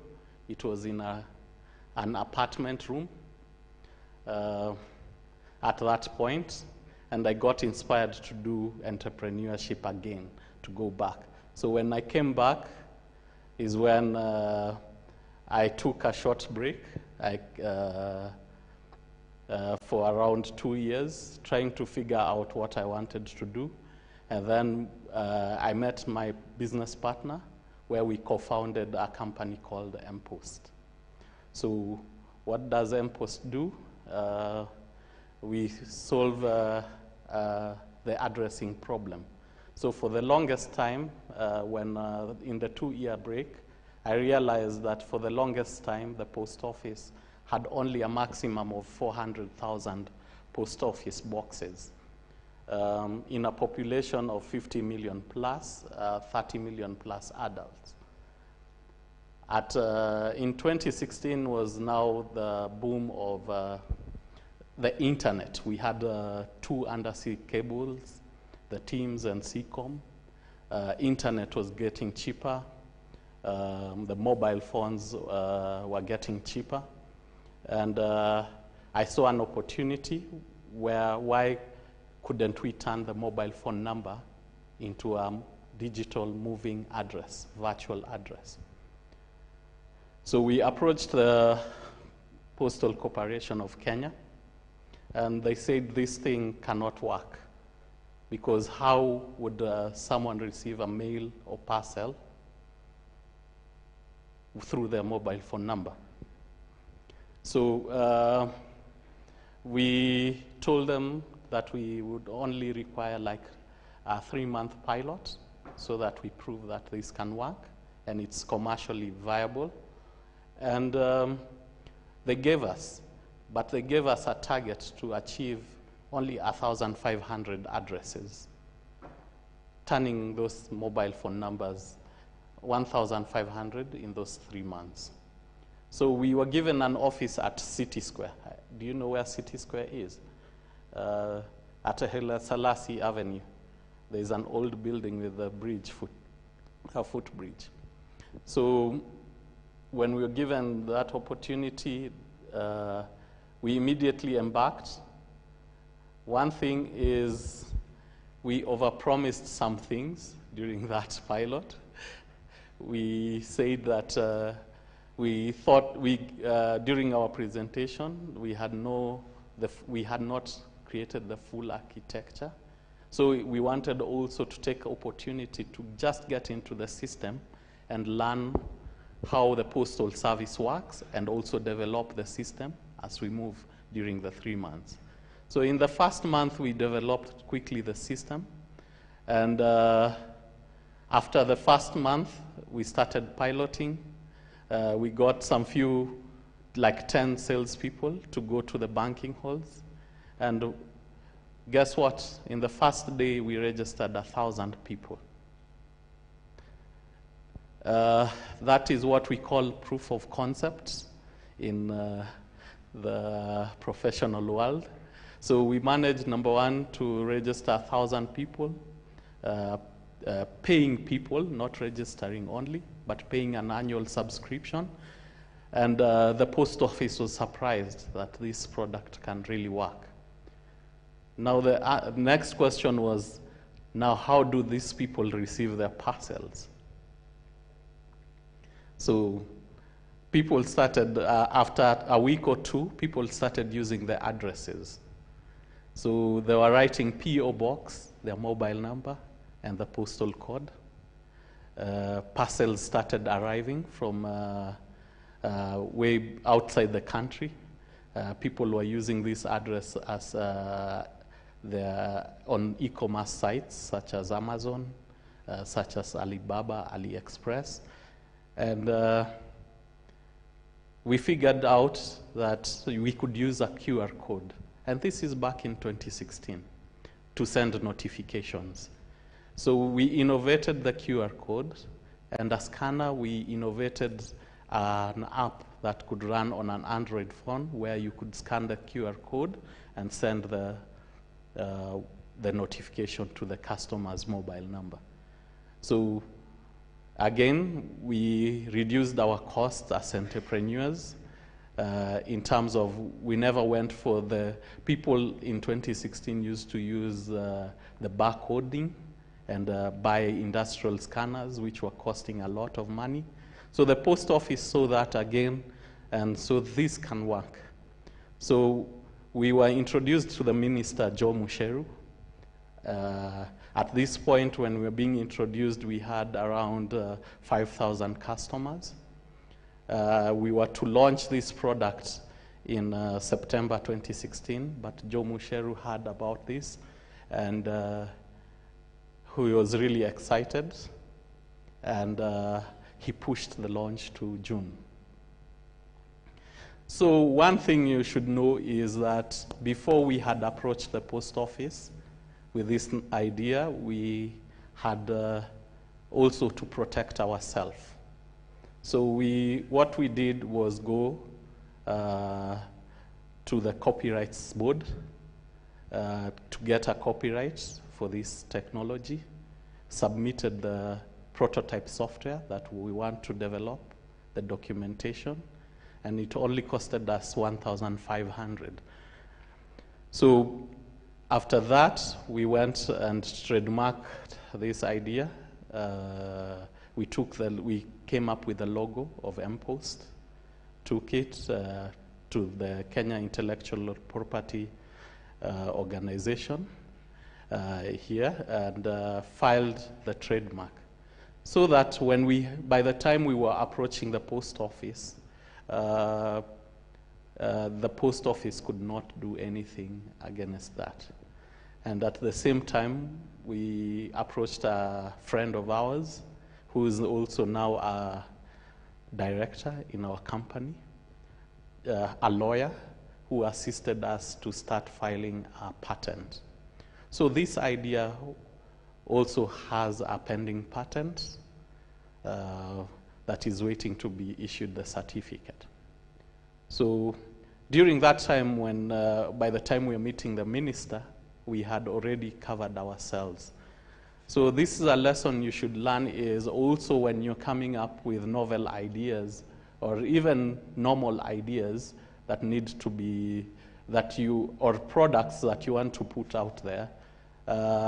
First of all, just take a simple copyright which is only 1,500 shillings, or take a simple trademark to protect your idea before you put it out there.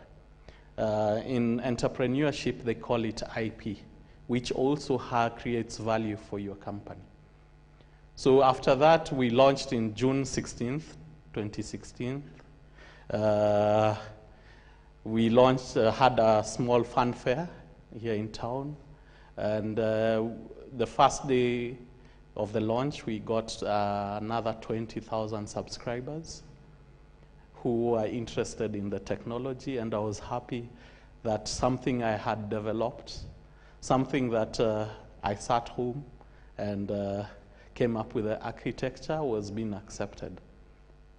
It's been a journey from 2016. All of you know the post office is an old, archaic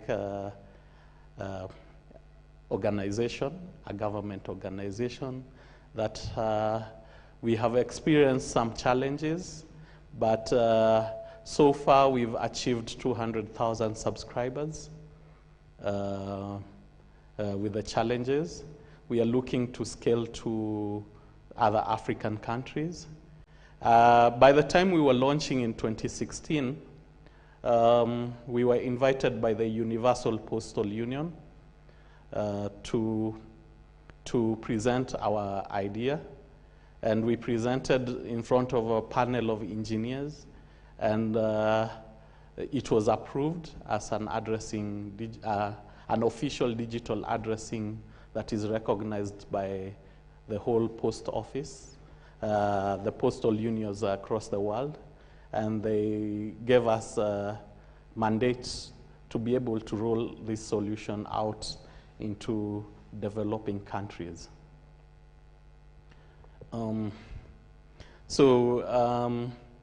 What I can say for those budding who have ideas, those who do not want to get employed, you need to put your stuff out there, but also remember to what the rest of the speakers said, join communities. During my journey, I joined, I've been members of all those communities they have said. During my entrepreneurship journey, I've been a member of iHub, I've been a member of NILAB, I've been a member, I've attended events, the Microsoft events. Microsoft assisted us to give us technology. These technologies are out there. If you join those communities, you can get technologies for free. Like, for example, if you join the AWS community, they give you credits where you can access all AWS technologies. If you join the Microsoft community, you can get credits where you can gain all the technologies and use and deploy your innovations out there. And these are free credits. No one will charge you. Even right now, mPost is running on AWS, and I'm not paying anything for it, but I'm also earning from the tech. So that has been my entrepreneurship journey, and all I can tell you is start. If you require a job, don't also, if you require to support yourself, don't limit yourself only to entrepreneurship. Things can go down, you can go get a job. But as techies, your djembe, your tomatoes, your goods that you can sell there is your skill. So practice also all the time. Thank you.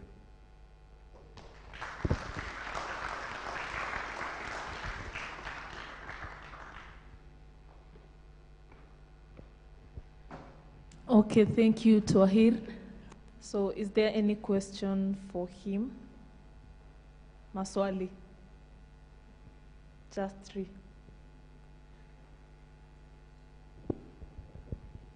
Any question? Okay. Even our graduates wako na maswali hapa.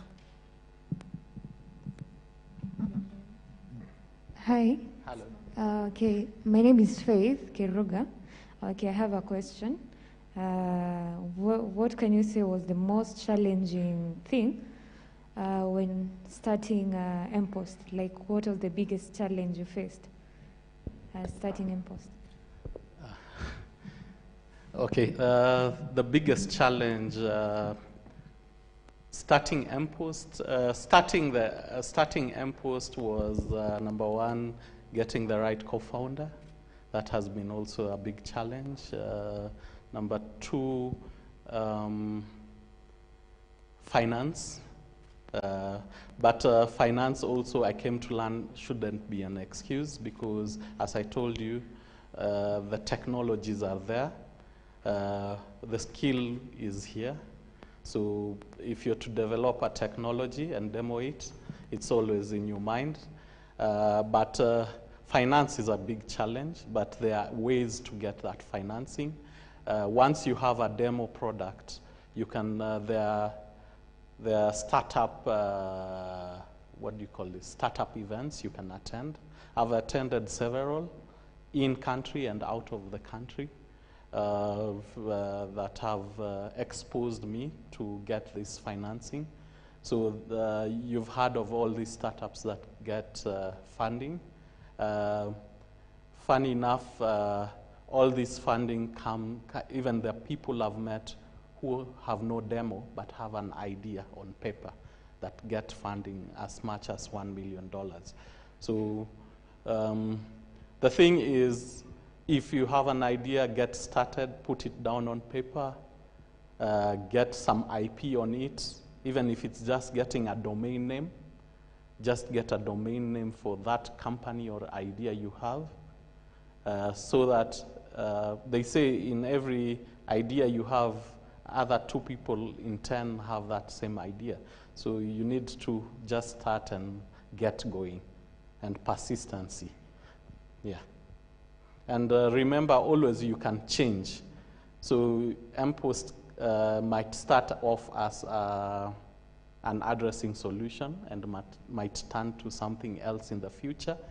Amazon started off as a bookseller, online bookseller, but changed into now what we know, a cloud solution provider and an e-commerce, the largest e-commerce site. So that's what I can tell you. Just start.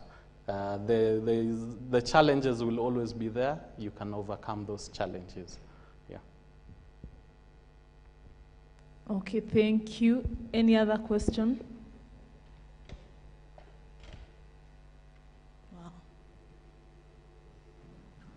Hello. I heard you developed eCitizen. So, you know, I work in that industry. So, I was wondering whether you did one for the Foreign National Service Portal. No. By the time I was leaving, we had subcontracted that to a company called Webmasters to handle the portal. But that idea started funnily. Was working under Bitange demo at that point. I was called at around late night to develop a demo for that eCitizen, went presented it to the World Bank and got funding for that. Yeah. Thank you.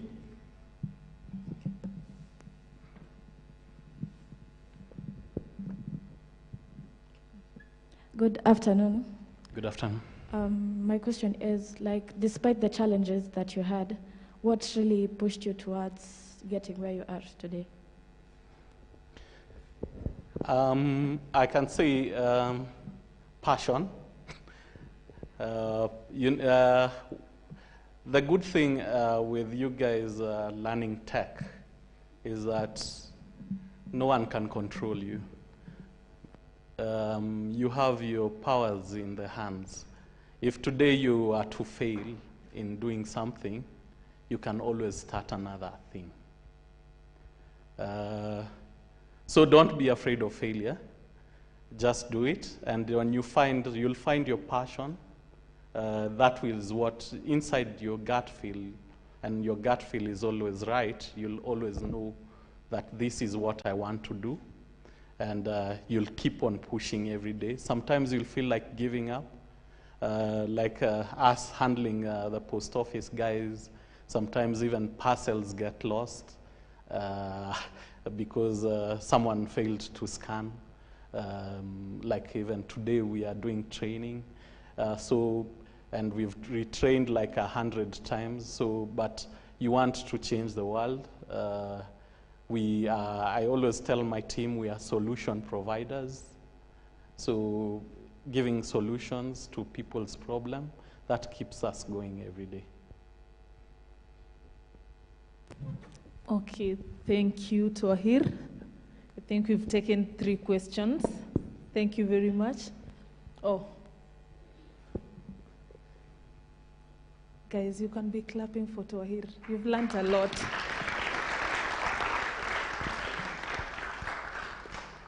Oh, wow. We have a question from one of our staff members, Koi. Okay, actually, we've not recognized the people online. We're having a virtual session as well. So I'll just read a question out for you from one of our participants. This is Yuel Kiprotich.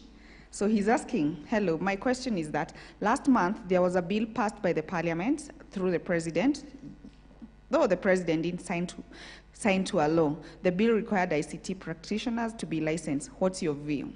It was from Ian Kiprotich. He was one of our, he's one of the graduates who just graduated from the web development cohort 2. My view is anyone can do IT. Shouldn't be a graduate. So why license? That will stifle innovation. That's my view. You don't have to be licensed. You don't have to be a graduate. People, the most innovative people haven't been even IT graduates. Ideas can come from anywhere. As one of the speakers said, what we learn today will be relevant in 2 years. There is a certain scientist or someone who's passionate about something, coming up with something. Maybe he's not an IT person. So technologies can be done by anyone ever since time. So there's a person who invented fire, had no license, and there'll be someone else who will invent something. Invention cannot be limited to a license and a paper. We can't limit ourselves. But it's good to get the skills, but we cannot limit. It will stifle innovation. We are not like doctors where we just, that will never change. To treat a headache, that will not change. But you cannot license innovators, and IT is innovation. Where the world is going is fully becoming digital. And we need ours, like for example, mPost, it's not an invention, but an innovation. We used existing technologies to solve a problem. So they should not, my opinion is licensing is a no-no for me, yeah. Okay, we have one last question here. Good afternoon, Mr. Tahir. Good afternoon. My name is Jan. From what you have said, what I understand about mPost is related to poster, if that's right. How hard is it? What we know is that most people from the technological departments, from IT and computer sciences, are quite intimidated working with governments. How hard is it working with the government? Or if it's also easy, how easy is it? And how connected should you be to work with the government? As I said, I got to start, my interaction with government started after I was an entrepreneur. I started with a website called Kenya Classifieds.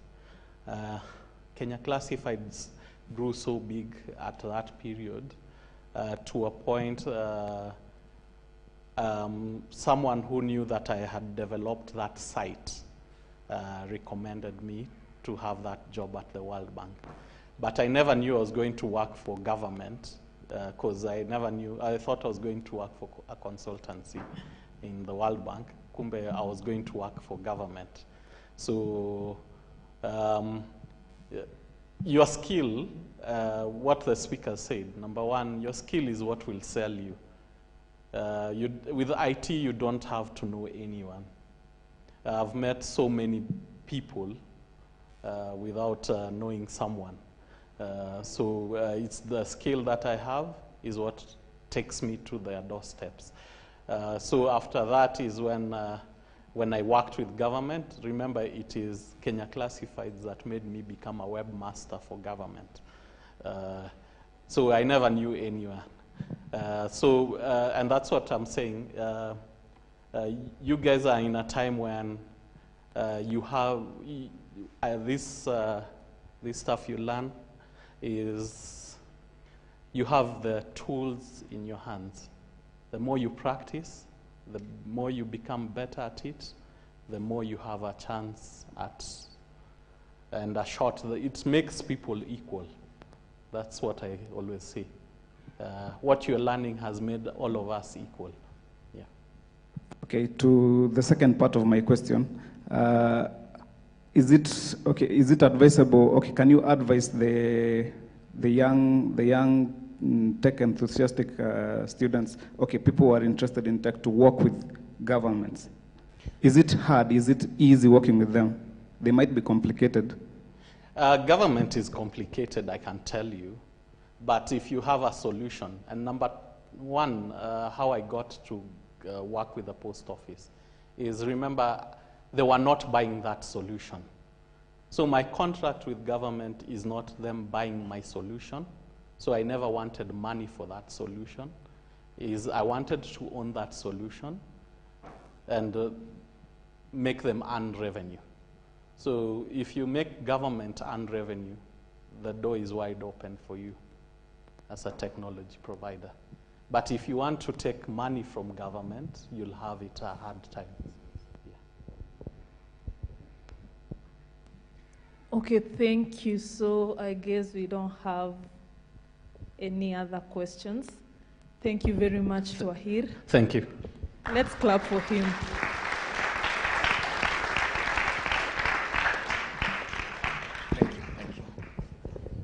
Thank you, thank you. Okay, so let's put our hands together for our next speaker, Ms. Nixon. He was fresh from high school when he joined eMobilis. He's an alumni. He was a former lecturer, and now he's a DevOps engineer. He will explain that. I also don't know what that means. So let's put our hands together for Nixon.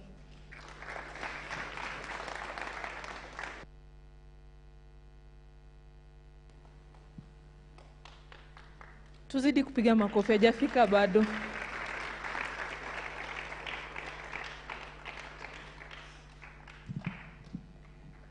Good afternoon. Good afternoon once again. So as you have heard, my name is Nixon Kipkorir Tergej. Yeah. So yeah, this brings up some memories back in the day. This was 2015.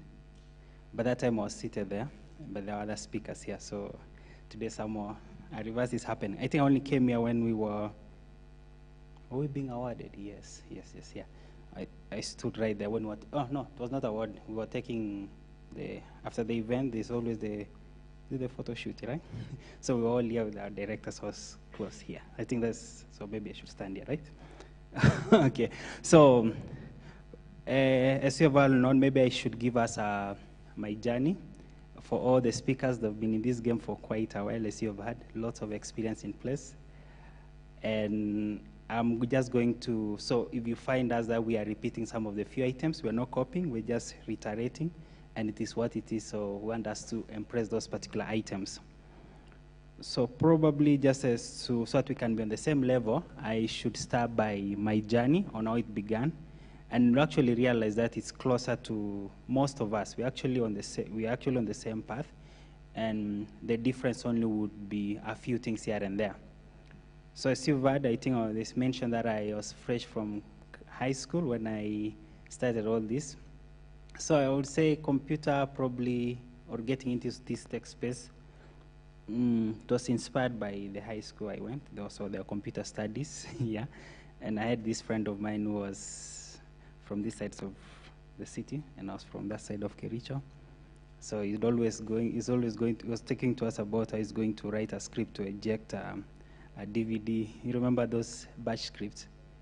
You might have done that, right? To eject the compact disc then. So I think that is where it all inspired me that so we can do this. And then also at that time, that was between 2011 and 2014, that's when I was in high school. And I think all that also, this is when Android was coming in place. People were saying WhatsApp and you, unatoka huku side ingine unashanga. So watu wako WhatsApp sasa. WhatsApp was in 2008, right? Android actually basically was introduced to 2007, 2008. There was iOS 2010. No, iOS was 2012, yeah? So those were the first smartphones. But anyway, all those were more of exciting times. And I would say the whole story starts from the ESAT program, which through eMobilis. So they came and made a presentation in our high school. We did an ESAT exam, and fortunately enough, I was among those people who came in through a scholarship to pursue MIT, that's Mobile Information Technology. And in that time, yeah, things were a bit rough, I would say that. It was not easy. So if some of us have been feeling like these things get difficult at some point, yes, they were. But I think the main goal for me, anyway, let me say, when I was coming for MIT, I think I not got a hint of what really I was coming for. So what I remember what I told my brother was, by the time I'm going to be done with this particular scholarship, I'll be in a position to repair your phone. So I didn't know it was software. I thought it was a bit of, I don't know why I was misconstrued that it was supposed to be hardware. But when I came in, the first thing was, it was a talk, and a talk was to tell us what we were supposed to be going through. It was a talk also to show us the journey that we were going to take, that we were going to start with web development, trying to basics of web design, and then gradually graduating to backend and the databases. So in our time we were doing Windows. I think Windows were really picking up, so they were doing Windows application for that was when there was Nokia Lumia, Nokia 510, 520, and all that. Look old, right? But anyway, so that's all began. And I would say what was the key motivating factor was the fact that this was new to me, but what was exciting was the fact that I was able to, with a few things that we were able to do in class, I think the most interesting thing for me that was like, wow, you can do this, was when I know that feature is deprecated nowadays in HTML5. We call them a queue, the one which text are moving, get out of the screen, come back on the next one. What do you call that? I think it's deprecated now, because that things now you don't need to use HTML to do that. You can use JavaScript to be able to manage that frequently. And that was the most, I would say that would be the point that was a bit of a turning point. So when we were there, we have done all those things. They were not exciting, but we were able to write something, turn the colors here and there. But McQ was the sort of that point to tell me, you can do this, then you can do more of this. And yeah, class was exciting. Yeah, it was a bit tough at some point. The assignment would get tough. But I think what I would say was most important thing for me was we sort of came together within that class of us. Of course, we would be in groups. And I think my group was very, very, I'm grateful for them. It was the one that really somehow showed me that we're supposed to go this way. But that is generally how I got into this IT space. And I think after coming to eMobilis, it also influenced me to choose a course for my campus that was related to IT. And in 2015, that's 2016, yeah? Yeah, 2015, yeah, 2015 September, yeah, I got to go to a university in Nyeri, Dedan Kimathi, to pursue computer science. But just before I did that, immediately after we graduated, it was in the month of April, or before graduation. So I remember, of course, I was a class representative, right? So I used to talk with basically everyone, yeah, though I'm a bit of introverted sometimes, but I would talk. So I remember jokingly saying to one of the admins that if you hear some of you, if any job comes up, I'm ready to take it up, because I don't want to go back home where I didn't have a computer. That would easily mess me up and forget everything. And fortunately enough, just immediately after, because the course was starting from January all the way to April, so in May, there was a holiday on a Tuesday.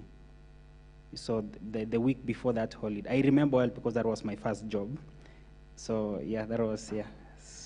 So I got a call from someone, and so before even getting a call, I'd already begun I wanted to use those skills early enough, because my worry was I would easily forget them, yeah. And I think in several talks we had been given, most of the time was, every time you learn something, you need to practice and practice, try something else. So just before graduation, of course, we were doing the mobile application for our end-year project, and I'd made sure, or I'd given myself a target that I need to make something and put it on on Windows Store then. And on that specific, so we'd already done a website for the class presentation, which was something close to what Rent and Buy Kenya is doing right now. But anyway, mine didn't see the light of the day, yeah. Of course, things happen. And before that, so a day before I actually got a call, I'd met some guy in Rongai. So I found someone was looking for a web designer, and I called him and I was like, I need to do this and this. And we met up, and he agreed that we work together as let's work on a project which is similar to helping guys find houses or homes for rent. And the deal was okay, and I was like, let's meet the next week. And then that the next day, I received a call that I need to attend an interview. And this is from high school. I think the only interview I did was when we were vying for leadership roles back in high school. But now I didn't know this, so immediately I was told I was told to go for an interview on a Friday, and the interview was in Westlands. And so basically, what I'd only gone, I actually didn't have a CV, because what CV would you write after Form 4? I think there are few information you can do that, right? So I didn't have a CV, I only had my ID, and then I had the application. I had a laptop, and the application that were running, I had an emulator. So I went to that office somewhere in Westlands Commercial Center. The company is Mobite, it deals with value-added services, but that time they were focusing on mobile application, specifically Windows. So when I went, I told them that what I've done. I told them I can program so well, yeah, web design and everything else. I can do mobile application. So not that I was confident. Not that I was confident. The confidence I was giving there was I was just saying it because I knew I could do it, or something I could learn. But now the trick question was, so in this application you've done, do you have any in place? Do you have any in App Store? So luckily enough, 2 days ago, through the help of one of our lecturers, I'd been able to upload one of it to App Store. Not App Store, what do we call Windows Store? Yeah. So in that specific one, I would say that was the kicker one, because out of that he was able to say, oh, you've uploaded some, and then he asked me the question, how do you expect to earn from this application? So probably we'd been told, how do we make money from it? I was like, I expect to have monetized this using advertisement, AdMob advertisement, and then he just told me, come next week, and then we can process your contract. So that was my first job, just immediately after this. And maybe the question is, was I lucky, or what did I do much, or something? Yeah, could be lucky, yes. Or what did I do some more extra to actually get that first one? So I would say probably the thing that I did was my goal was immediately after we done, I should at least have some application and also be hosted somewhere. So that's what I did exactly. Made sure that they're in Windows Store, and also for the website I had, they were on 00 web host. I don't know if we still use or we use Netlify nowadays. But anyway, there are more resources to host our website nowadays. As the past speaker said, they said AWS, there are a lot of credits being given here and there. So that's generally how I came in. Then I went to campus, and I would also reiterate the community item. So in campus, we were highly within the community, that is Google Developers Group. So, and they're all over. Right now, if you go to meetup.com, you'll actually see that there's literally an event happening daily, either an online event locally or a physical event happening over the weekend. It could be Android Kenya, it could be AWS Group, it could be Microsoft student partners, it could be Power Apps and all those. So if you go to meetup.com, there are several events happening daily. And in those events, you don't really need to know much to be there, because the key thing is once you interact with different people, it opens your mind up. And another thing also, you get to have your network, because you've been told your network is your network, right? So know that in tech, of course, it may not be who you know, yes, but I think it is what your skills can do. But it's also important to know the people who you are working together who are going to be guiding you in that specific journey. So I was in those communities, GDG as an organizer, and then also a president of a club. And also those things really exposed me. And also just to give another trajectory was, so my goal actually after leaving campus was I was not going to get employed, as most people do say here and there.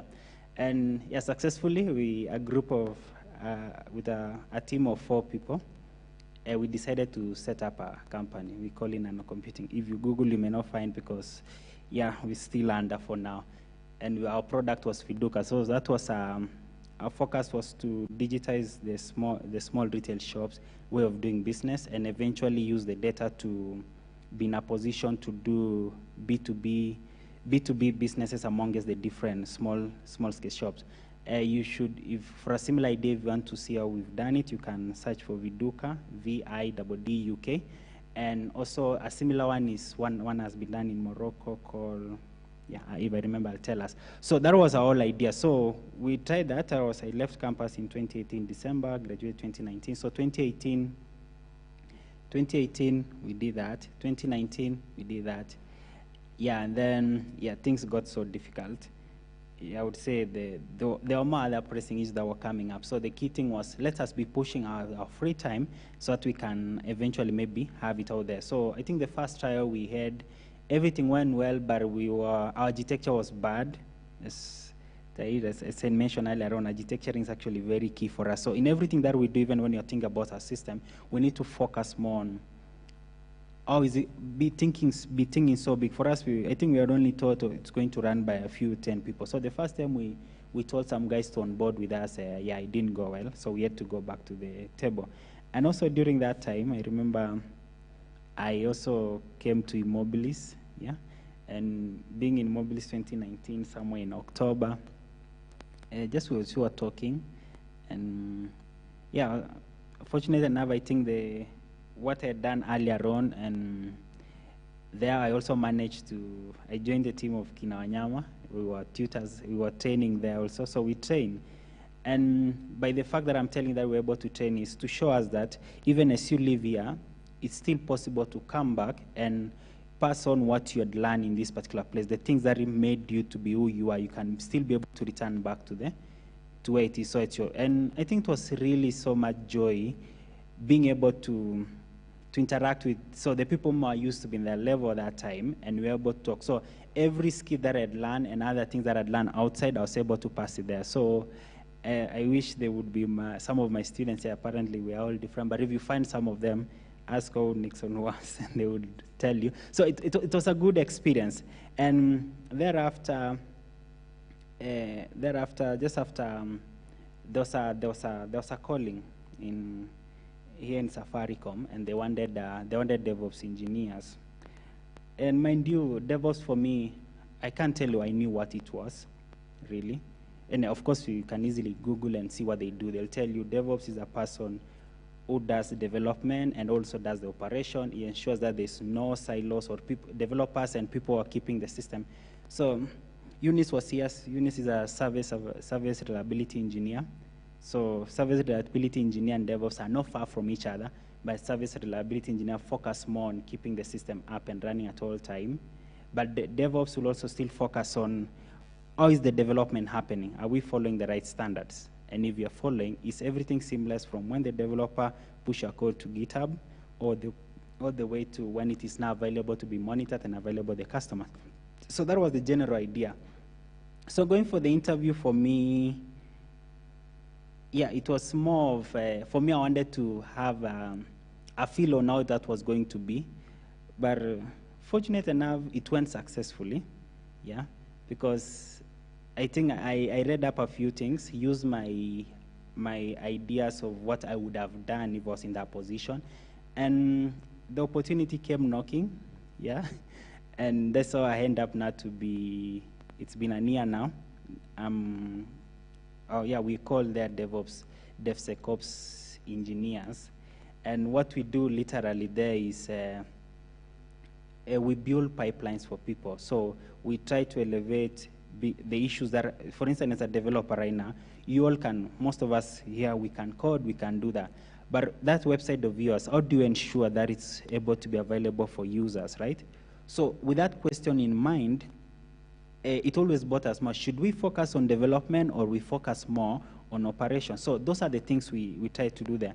Yeah, it's so wide, maybe you can read it up. It's still a new thing in place. It's just been here from 2013, the old DevOps item, and yeah, from 2012 when the first DevOps paper came in, and companies have been trying out, including several companies within Kenya, Safaricom being one of it.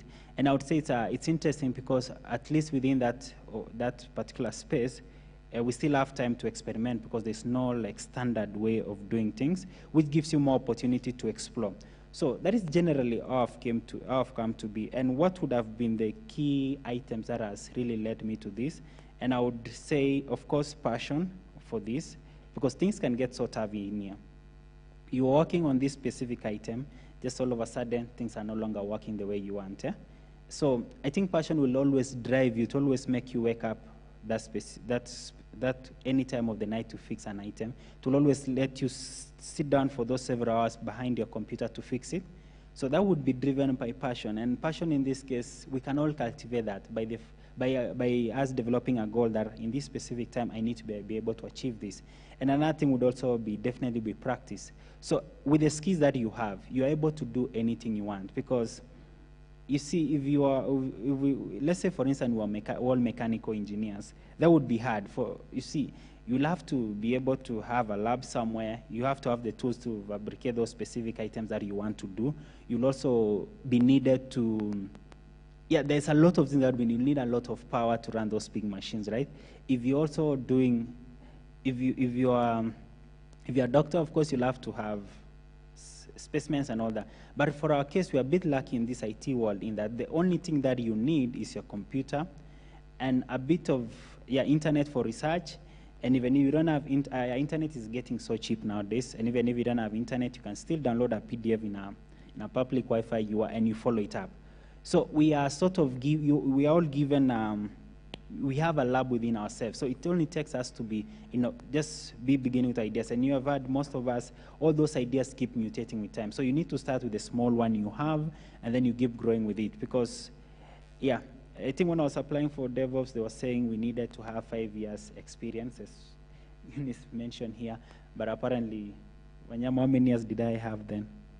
Outside work, probably 2, yeah.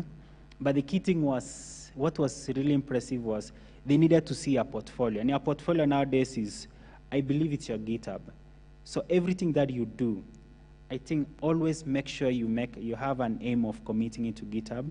It's not necessarily that you have to make it public, but even if you keep it as private, when you go to GitHub and see your commits or see your trend throughout the year, you'll be in a position to actually see how this person has been working. And that gives you a chance. So and another thing also, you need to actively be participating in even open source project, because open source projects will open you opportunities to more remote jobs, because they would see you're a person who value more to contribute to the community, and you're the person who will always think outside the box and try to give back your skills. That would easily give you opportunities to remote jobs such as Turing, TopTal, Andela is also there, all specific items. And every time you find a problem, you should not need to sleep. You need to ask a friend, like, can we work on this? Can we work on this? Yeah, some may not see the light of the day, but it will always, every time you learn something, do it. It doesn't work, you learn something from it. Stack Overflow is there, keep doing it. And you see this connection you've made here. Of course, you may not know each other right here, but at least identify a group of you whom you'll always keep yourself accountable. Because let's say, for instance, you decide today that you are, there's MPOST here, so you're going to bring in something else to some of the government items that has been happening. You want to do something around it. You can do it, the other friend can do it, or you can just collaborate it, just go to different stack. And I would say continuous learning is now the thing that it has to be. Technology is, so I would say my stack like 2 years ago was purely Android. I would do Android like nobody's business. But recently, as I was trying to go back to an old project, I found out that things have changed. So simply because I didn't watch the Google I/O last year. Yeah, I didn't watch last year. I didn't watch the one for this year. And when I was going back, I realized that libraries you used to use and now they're no longer able to use. So you have to go back and reskill. So it is, I think the tech space is moving so fast, and we also have to be on toast. We always, if you've chosen a stack, you need to always embrace yourself. So there are different news sites. There's Hackers News. Subscribe to different, if you are a web person, find those newsletters that you receive either weekly so they can keep you on toast.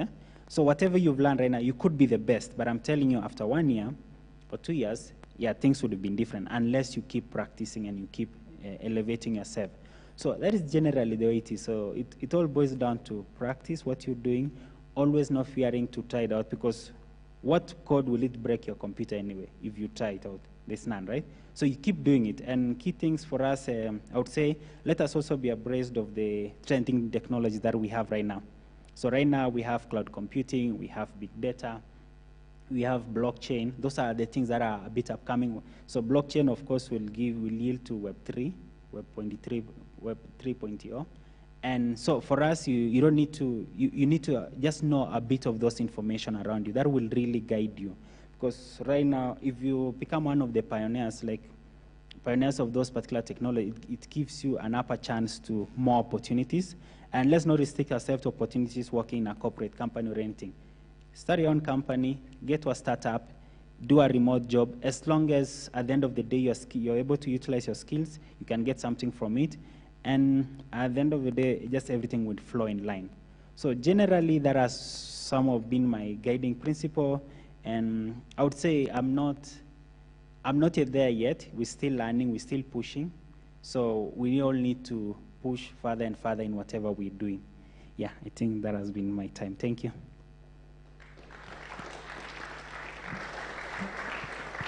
There's a question. Okay, thank you, Nixon. Any questions for Nixon? Maswali.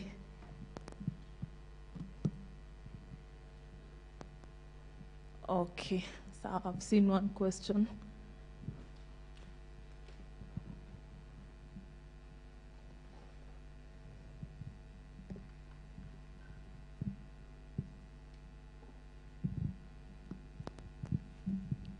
Hi, I'm Hezron, and I have a question. Is it a must you do computer science or any IT-related course, such as, or any business-related course or engineering course, in order to be successful in the tech world? Yeah, so I would say with a big no, it's a no for that. Let me take, for instance, the team that we are working together with right now. So I'm in a team of 7 people. And in that team of 7 guys, 7 people, people who have a background in computer science, it's Peter and I. Engineering background, that is either mechanical or that. There are also 2 people. We have a medical lab person, we have a business administration person. So it's, I think IT, yeah, of course you may have to have your degree at some point, and maybe you may slightly have a smaller upper hand in those, the science bit of the things, like when you talk about a programming or compiling, computer science and IT will give you that science bit. But in terms of the application that you need to actually use it to monetize items that you want, it will generally take you reading by yourself, because currently education is almost, I won't say so, I mean, getting resources on tech is literally available. The thing that you need to know is, you need to know the basics, which can actually get it from eMobilis here, can get it from online or whatever. There's Udemy, there's Pluralsight, all those would give you those information. So having that specific background will give you maybe a small edge in the science behind what you're doing, but still you can still take a step and go and read all those particular items. Because if you go to MIT OpenCourseware and see and if you feel you're missing out on maybe something in IT or computer science, you can literally go through, let's say if you want to know about algorithms, right, which probably the guys who did a degree in that will have already learned. If you go to MIT OpenCourseware, you can actually do it in 2 days, and you'll already be having the background information. So I don't think whatever degree you're doing will influence you, because if you really have the passion for this, and you're willing to put in work, and you're able to practice, I think everything will just be fine. So the course you did may not be a big influence for you to be successful, because I've seen it. We have a medical lab person within our team. It's even related to, even business will have been related somewhere, but this is purely medicine, and is now doing some, it's actually working on something we call FinOps, finance operation. How do you bring DevOps items, or how do we bring technology to finance aspect? Yeah, yeah. So it doesn't matter, I believe, in my opinion. Okay, Nixon. So we have an online question.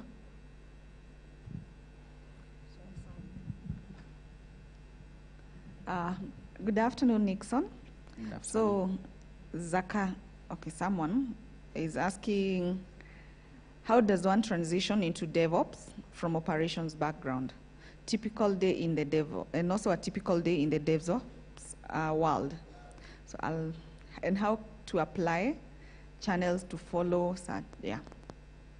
Yes, so maybe I should start with a typical day on DevOps. So, if you're an operation, probably already know about server management, you're good with Linux and also specific items. And for you to transition to DevOps, what would be needed for you is to have a bit of, because operation person, you'll be mostly system admins, managing servers, databases, and all the like. So for you to transition to DevOps, you'll now need to have some programming skills now in your fingertips.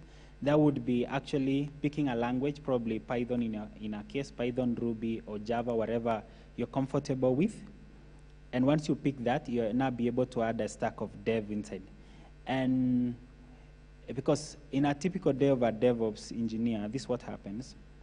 So probably how we work within Safaricom, we work in teams called squads.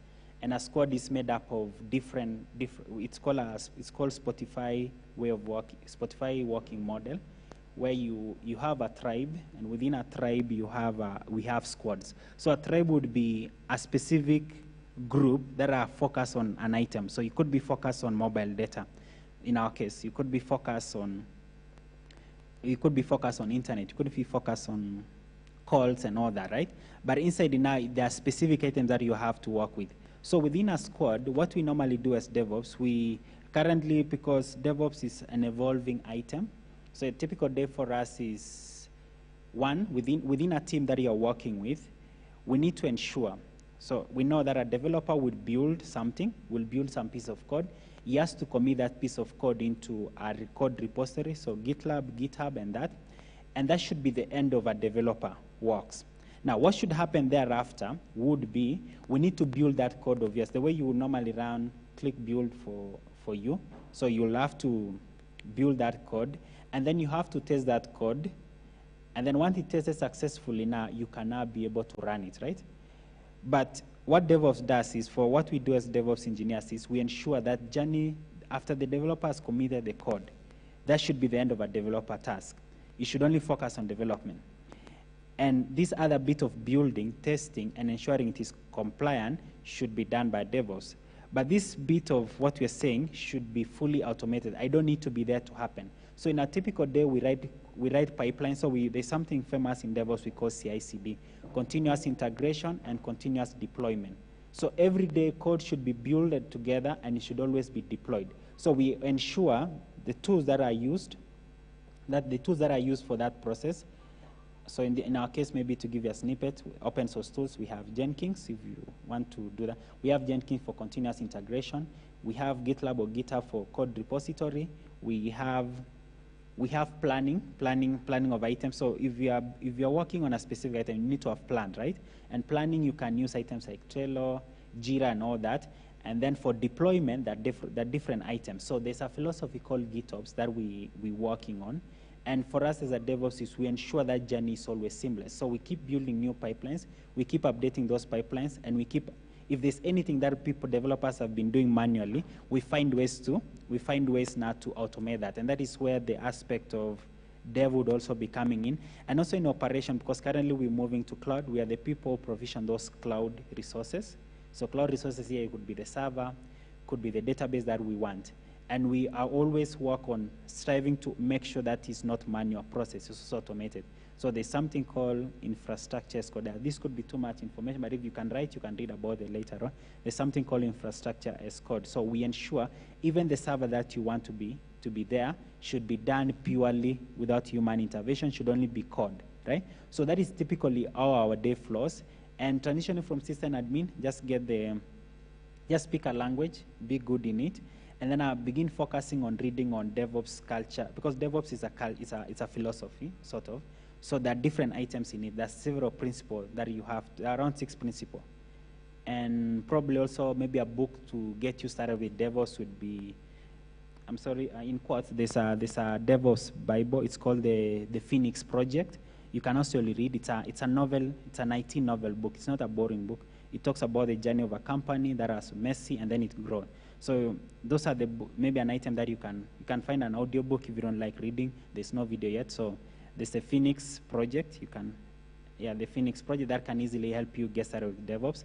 And then those skills that you have, whatever capacity you are, if you are working on your own, you're in a startup, begin practicing them. So if it is all about automating, start automating small items. If there used to be some code that has to be built in my computer, and then I use file transfer to the server, make sure that process is automated. Write some bash script, or you write some Python script. So you need now to begin practicing. Now for you to get those opportunities, there are several opportunities being advertised.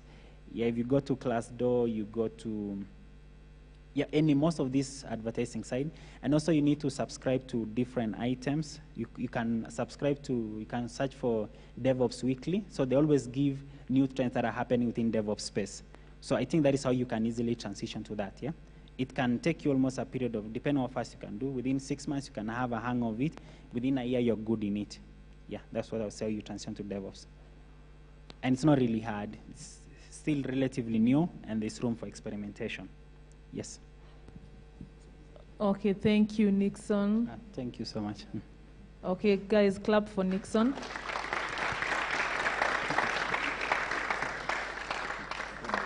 So kama kuna maswali mtamtafuta ama mtutafute, we can link you with him. Thank you. Back to you, Wanyama. Thank you, Susan. So we're going on so well. So very fast or quickly, ladies and gentlemen, allow us to acknowledge the presence of our class representatives, our class presidents and vice presidents. So if you're a student leader, please just be upstanding.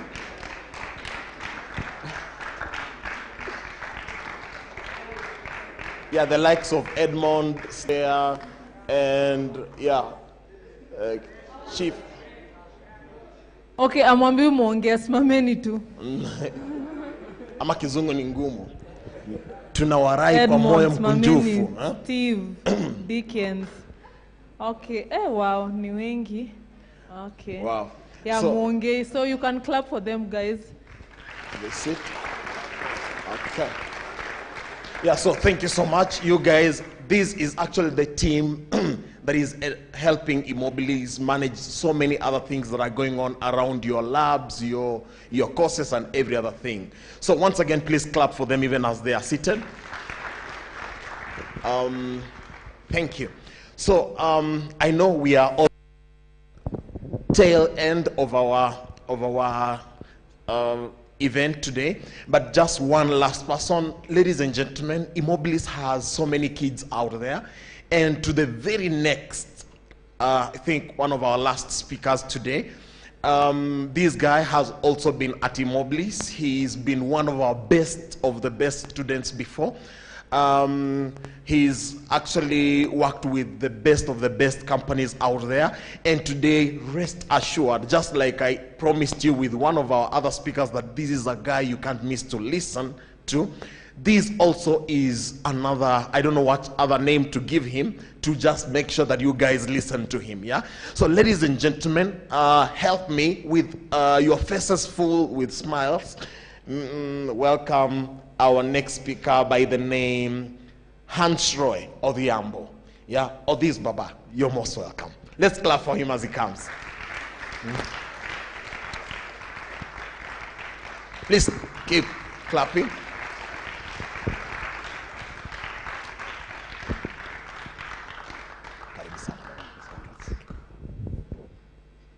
Yes, good afternoon.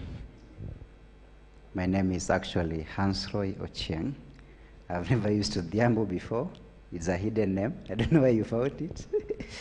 But Odhiambo, I rarely used it. I usually go with the Hans Roy Ochieng. So currently I work with Equity Bank as a payments agent. So what we do there is ensure business people have payment platforms. So we call it One Equity Till, that's pay with equity. So we also do e-commerce integration, that is have a website, and you need your customers to be paying using their cards virtually. We can also do that integration for you. So my journey at eMobilis began in 2015 when I was in Form 4 towards the end. There's that CASISAT we sat for. And luckily I did that exam and passed, and I was among the people who were chosen, given a scholarship to come do MIT. So in 2016 January, we reported there. I did January alone for just a month. But then, luckily enough, with my background in computer studies, I did computer studies in high school. So when I entered high school, I didn't know what a computer was. I first interacted with the computer in Form 1. And I remember the first class we attended when we went to the lab. After the class has ended, we were asked to switch off the computers.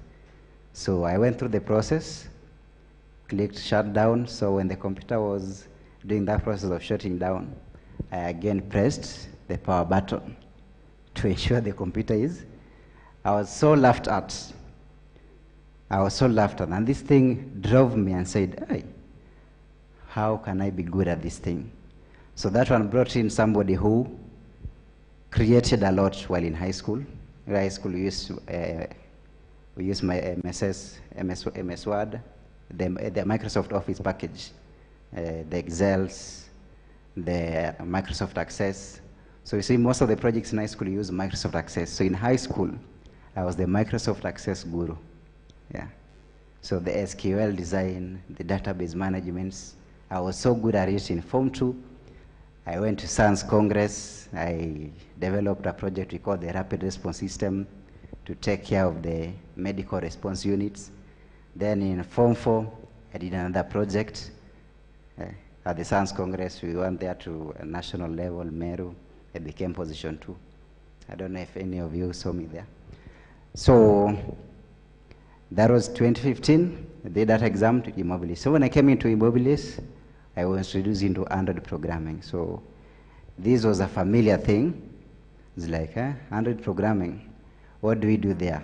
And remember, those days the information was not there. You are interacting with my first phone, I bought it in Form 4.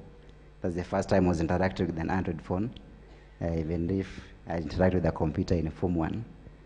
So that journey created somebody that now I became like a techie. So anything technology, I was so eager with information. So when I came into eMobilis, I know many of you don't know because I was here for only a month. So that 1 month, I learned a lot that has set my life up to today where I am. That little information, I was just pointed to the right direction. If you do this, if you go to this site, if you do this, you get to do this. So now when I came to understand computers, the languages are easy because it's basically just simple English. Telling this, if you do this, do this. If you do this, do this. So using that instruction, I started developing solutions. So I came out of eMobilis, started a cyber cafe. So at the cyber cafe, I used to do small websites for people, doing KRA pins, you know what it takes to run a cyber cafe. So from there, I managed to raise money to go into the university. Funnily enough, at the university, I was called to do philosophy, and that's what I graduated with. I'm a philosopher. I graduated last year, 2021. Yeah, so I'm not that old. So I'm a philosophy graduate with an IT background. So at the university, it is web design that accommodated me there. I lived the best life because of web design. I did websites for hotels, the small shops, even a rental. There's a rental website, I call it Byron. By the way, I was surprised the names is similar, so I don't know if it's the same thing or what. Buy Rent Kenya is just the same thing. So there, the website simply does is, you go there. Mostly it was to help the agents maintain the merchants they have at the languages, the tenants they have at the houses.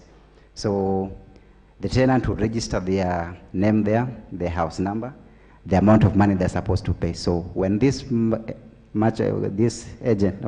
tenant pays using the platform, the agent on the back end gets a message, this tenant has paid, and this thing is picked automatically, and SMS is sent to the user, and the receipt is generated. So this one made rent collection very easy for these people.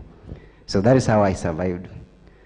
So graduating, before even I graduated, I was called back with Equity Bank to work for them as this position. So what we do here is registering people, maintaining the system so that there is no downtimes. I know we have such a lot of complaints with Equity Bank, but that's what we do. We work there to make sure the systems are running. You see, the systems, when we have so many users, you need to have stronger systems and stronger employees who are there 24/7 to maintain the system to ensure the systems are working. So that's all about me. So right now, I'm here to present a startup, actually. So I came to eMobilis recently looking for developers. So I talked to Susan, talked to your director there. So that's why I find myself here, actually. So what I'm doing, I'm solving a problem that has been there. Everyone here wants to make money, right? That's why you're here. You are studying because you want to make money. And we say the developers are the solution experts. You have the solutions. So just knowing how to write a code, instruct this thing to do this thing, to do this thing. So the major problem here is money, and that is what my project that I'm currently working on is solving. So to the graduates, I don't know, I can also absorb you to whatever I'm doing, because that is the future. So what we're trying to do in this thing is currently we are just a team of 2 people, I and another lady. So I needed more people, that's why I came to where the idea started. It was here. So if you are good in Python, back-end development, SQL, cybersecurity, you can meet me after this, so I tell you the way forward. So you see, the way currency works right now, there's a lot of laps where you don't know what happens next. You don't know what tomorrow brings. So what we're trying to do is, using technology, we're trying to create a platform where you'll be waking up tomorrow knowing this is what I'm going to do tomorrow. This is what I'm going to do tomorrow. So with this, I'm working on 3 platforms. So we have an app we call Day to Day. day-to-day is still under development. So this is a platform where shop owners will be able to display their goods. I know there are a lot of e-commerce websites and e-commerce apps. So now what we're bringing in something different, where we are trying to finance the consumer and the seller. You see, currently, a lot of goods are produced. Things come from China, Germany, then they come here, stay in the shop for over 2 years or 3 years for somebody to buy them. So we are coming in with a solution where if something is made today, whoever it is intended for gets it immediately. So you don't have to wait for 10 years to get what you are supposed to be using today. You see? So we are taught sacrifice, sacrifice, sacrifice. But then that, if you look at it, that sacrifice is not really worth it. You can get that thing, use it, then even make it better. See? Right now you have an idea, but then you'll have to sit on it, struggle through it. If nobody gets you, there's no use for it. It's just useless, right? But you paid to get the skill. So how do you pay to get a skill that nobody wants? Then how do you even get outside there so somebody knows you? So what we are trying to solve here is we are trying to assign, if you have a skill, we assign you to a specific group of people. So at the end of the day, you will know that I'm supposed to do this, to do this, to do this, to do this. So this is now to include everyone. Know that you have this skill, but now, you see, nowadays we do things by chance. People, like Nixon was saying, it's luck or something. So we are coming in to remove that thing of luck. Give you a probability of 1, that when you do this, your life is guaranteed. You are coming out of here, you are getting here. I think a lot of people want that, right? You don't want to live life by chance. You want to live knowing that I'm coming from here, going to here. I know when you do, I've done a lot of research and see this is something very possible. And you see, the background, all of you come from different backgrounds, right? Some of you come up from a background, from a rich background, others come from a poor background. I myself, I came from a poor background. Equity has been part of my life since I joined high school. They sponsored me through their Wings to Fly project. That's why I even still with them, giving them the solutions. So not all of you are lucky as me, because for me, I just say something, it happens. I say this, it happens. I say this, it happens. But when I look at my classmates, the one we started with, all of them, their lives have taken different directions. But you see, we did the same course. We went to the same class. We were taught by the same teachers. But then now when the opportunity comes, it's like, am I better than them? Or so you want to place it on luck, or you want to place it on whatever? For me, I don't talk too much. I'm an introvert, actually. I don't like interaction. When I'm in my computer there, I'm just doing the coding, developing things, and mostly I write. I have a blog where I write the solutions I have for this world. So this is where the World Economic Forum found me. So currently I work with the Equity Bank. I'm a representative of the World Economic Forum, the silent thinkers. So you won't see me on any website, but I'm part of the World Economic Forum. The United Nations, I'm part of that one also. The Tech Youth initiatives. So these opportunities, somebody might ask, how do you get to know these people? The first thing you can do is learn something, have an idea, and stick with this idea. And this idea, the way you make something better is by sharing it with people. You see, the moment I was starting the idea of gratitude, the app I was talking about is gratitude. Gratitude started as a game. So you see, many games, you play a game, you collect a lot of money, use this money to develop, you develop. So I thought, how can we convert this game into something that people can use on a daily basis? You see, currently we live in a culture where you are taught save. Is that what you all know? But then if you, right now in finance, you learn that saving doesn't make you meet a goal. You can't save to meet a goal. You have to save for a long time. But then what does saving entail? Saving entails sacrificing a need, something that you need right now. You sacrifice it today, you sacrifice it tomorrow, there, and there. Over time for you to reach. Yeah. But then now, with technology, why should we save when we have the tools, we have the computers, we have the clouding, we have everything. Yeah, we have everything. And good enough, we have you guys. You guys with the information and with the skills.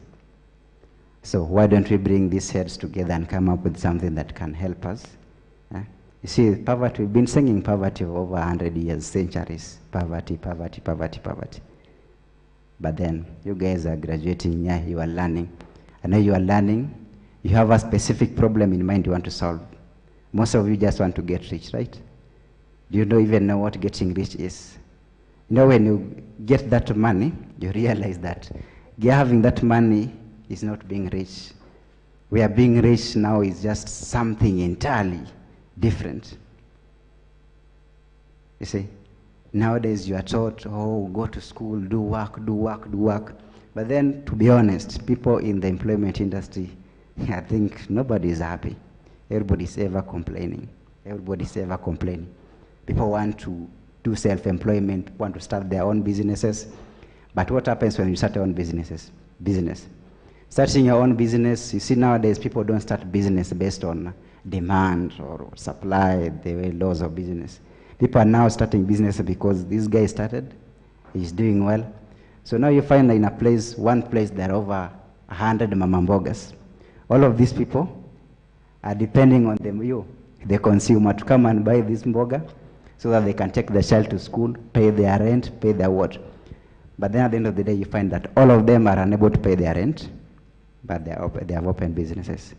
So you as a tech person, how can you pitch in, save these people? But they have to pay for their kibanda, they have to pay for their suppliers, they have to pay for this. But then if they don't make a sale, they can't do that. Well, at the end of the day, what do we have? Wastage of vegetables. Vegetables getting bad, nobody has bought them. Yeah. You see, that is a problem. And as a tech person, when you have that insight of seeing a problem and seeing a solution at the end of it, that's all it takes.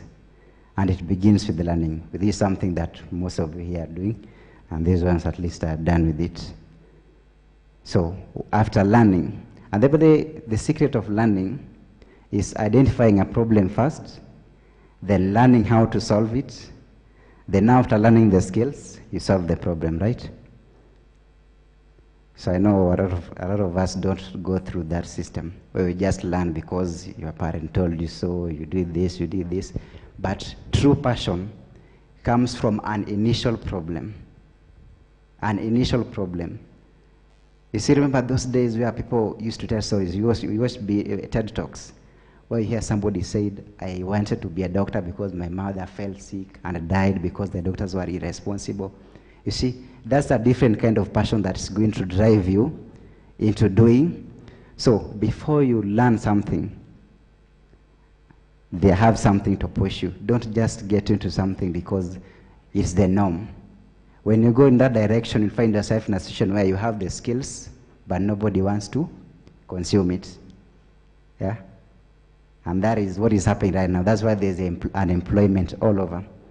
But there's unemployment, but people have skills. Why is there unemployment? Is it because there's somebody who doesn't need your skill? Or is it because these people lack the information? And remember, nowadays we have social media, we have what? We have several places where you can put yourself outside there. But you'll put yourself outside there, you find you have one like, nobody even, some 0 likes. You see? But then you have the solution. So how do we get to know you? How do I get known? Or even if I don't get known, will I die because nobody knows me? Will I die because nobody wants my services? Does anybody deserve to die because I don't need you? No. Technology. Najua nawachanganya sana. That's the philosophy thing happening. But don't worry about it. When we interact one-on-one, I tell you what is happening, you understand. So now, sitting here, you've been equipped you have the skills. So now you have, for others, somebody wants to start their own things, you know. Are you starting your own thing to solve a specific problem? Or you want to join others to solve a specific problem, you know? So hapa hivi choice ni yako. It's either you have a specific problem you want to solve it on your own, and then solving it on your own pia ni ngumu sana, because in the world of programming, there's a lot, all of it. And when I realized I wanted to learn everything about coding, I realized that you find yourself being very good at one thing and not good at the other. Sindio? Okay. So now, have something specific. Sindio? Ndio usijibombard sana, because we have very many people. If you are good in web design, tafuta mtu mwenye anajua backend, bring those ideas together, come up with a solution. Sindio? Ukishakuwa na hiyo solution, that's it. And life becomes very easy. Unaona? And in 5 years' time, the world is going to change.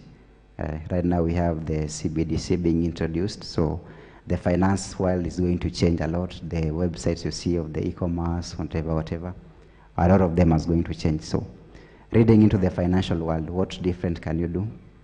Or what different thing can you bring to include the CBDC? Right now we are going through a reset. So you all know that a reset is happening right now. Some call it recession, some call it inflation. Whatever you want to call it, the world is changing. And we are introducing a new currency. So just be part of it, and all will be well. Thank you.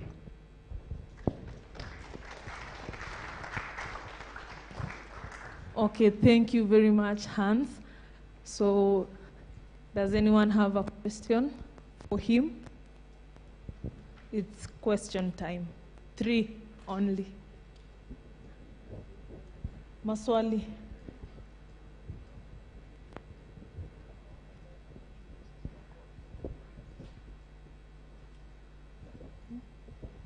Okay.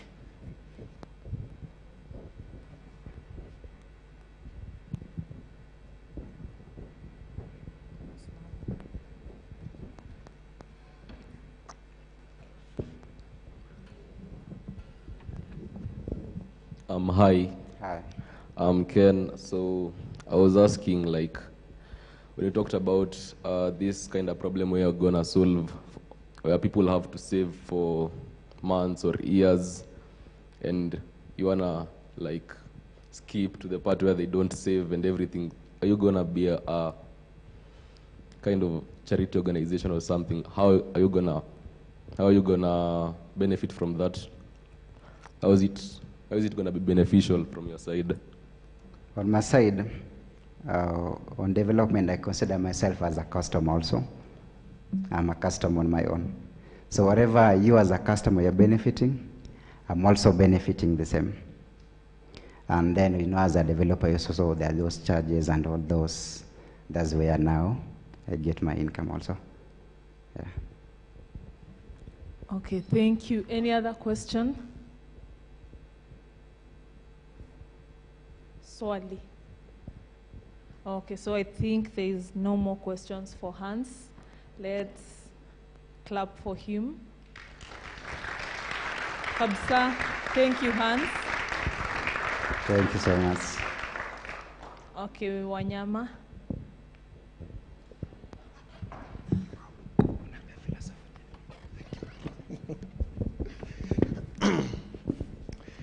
All right, so thank you so much, ladies and gentlemen. I think, Hans, that was really great. We appreciate, and that was quite timely, yeah? So, ladies and gentlemen, we are almost done, so we just need to switch into something really small.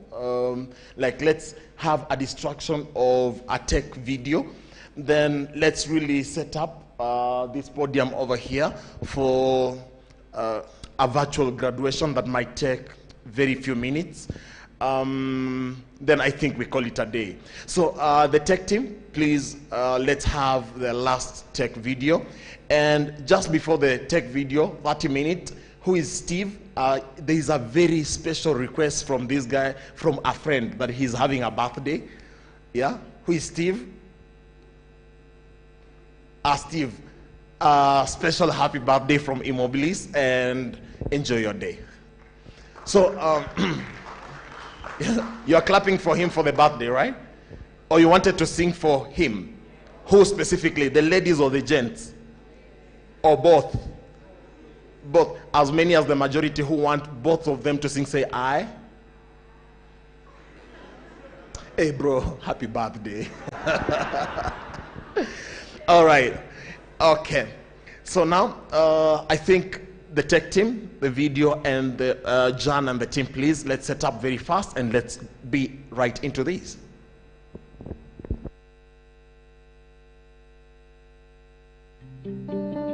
I was 13 when I first got access to a computer. My parents bought me a Macintosh in 1984 when I was 8 years old. I was in sixth grade. I learned to code in college. Freshman year, first semester, intro to computer science. I wrote a program to play tic-tac-toe. It was pretty humble beginnings. I think the first program I wrote asked things like, what's your favorite color? Or how old are you? I first learned how to make a green circle and a red square here on the screen. The first time I actually had something come up and say, hello world. And I made a computer do that. It was just astonishing. Learning how to program didn't start off as wanting to learn all of computer science or trying to master this discipline or anything like that. It just started off because I wanted to do this one simple thing. I wanted to make something that was fun for myself and my sisters. And I wrote this little program and then basically just add a little bit to it. And then when I wanted to learn something new, I looked it up either in a book or on the internet and added a little bit to it. It's really not unlike kind of playing an instrument or something or playing sport. It starts out being very intimidating, but kind of get the hang of it over time. Coding is something that can be learned, and I know it can be intimidating. A lot of things are intimidating, but you know what isn't. A lot of the coding people do is actually fairly simple. It's more about the process of breaking down problems than sort of coming up with complicated algorithms as people traditionally think about it.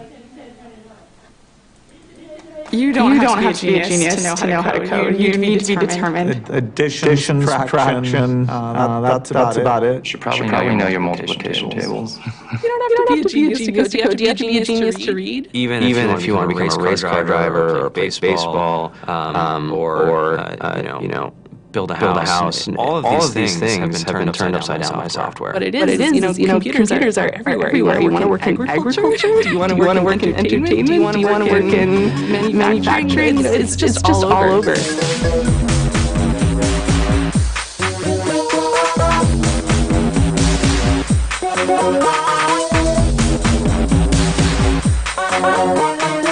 Here we are, 2013. All depend on technology to communicate, to bank, information, and none of us know how to read and write code. When I was in school, I was in this after-school group called the Whiz Kids, and people found out, they laughed at me, all these things. And I'm like, man, I don't care. I think it's cool, and I'm learning a lot, and some of my friends have jobs. Our policy is literally to hire as many talented engineers as we can find. The whole limit in the system is just that there just aren't enough people who are trained and have these skills today. To get the very best people, we try to make the office as awesome as possible.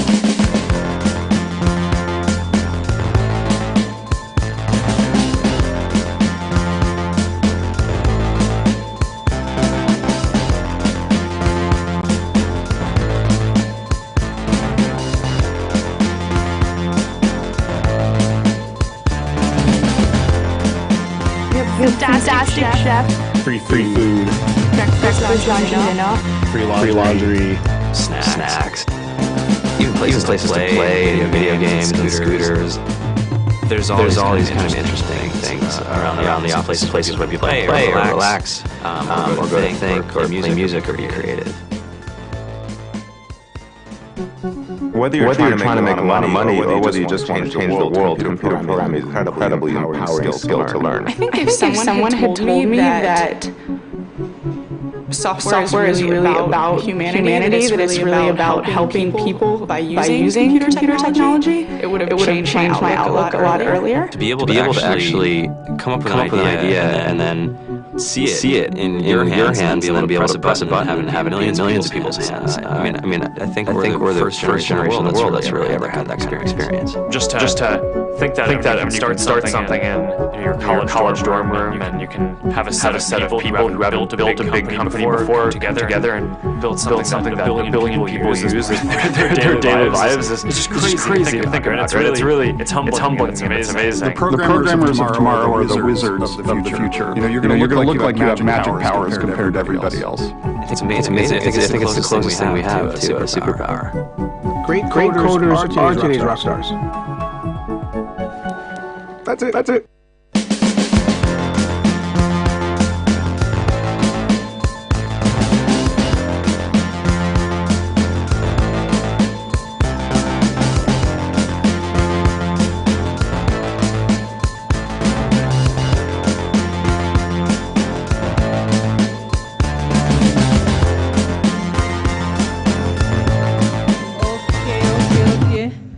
Thank you. So I think the next session we're going to invite Eric. Welcome, Eric. Hello. So I think my name is Eric, the one that do not know me, a lecturer here. So the next session is about award of some trophies here and the graduation. So I'm going just to have an overview of web development program. So early this year, we had a program sponsored by MasterCard, fully scholarship, that had 300 students. Out of the 300 students, 240 students are going to graduate today. Out of those 300 students, the application, we had over 3,000 applicants that applied for the scholarship. So this is the second cohort of the web development program. So I'm just going to mention some of the top apps, and we are going to have all our seven best apps, web apps that actually we had.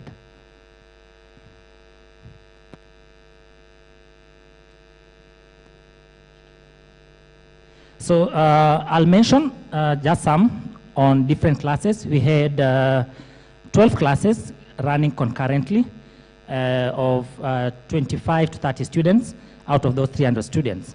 So the top apps that we had, I'm just going to mention, then we are going to have those 7 students to come here. So we are going to have the top apps is Bernard Mwendo Masai, Crystal Norman, Virginia Saitore, Timothy Kipchirchir Kanda, Auma Diana, Osewe Mary Claire, Alan Adambo, Esther Wangeshi, Masilin Chebiama,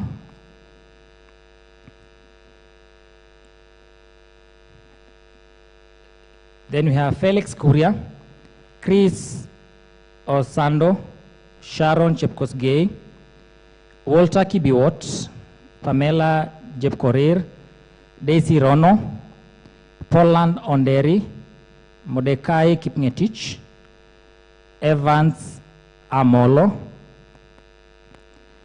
Faith Njeri Kiruga, Stephen Kimani, Charles Kioko, Dion Kiprono, Richard Mtinda, Lavenda Watila, Dennis Njoroge, and Musimbi Makrin. Those are just some of the top web app. We had, out of 240, we chose best 3 in each class out of the 12 classes. Out of those 27 students, we chose 7 of them from the top. Then, so we have 3 categories. We have the first category that has the top web application. Then we have the best female. We have the best male, and then we have our overall best application. So as a request to the, okay, for the top application, so I'll request Jean Karani, if you can come just to offer one for our first runners-up.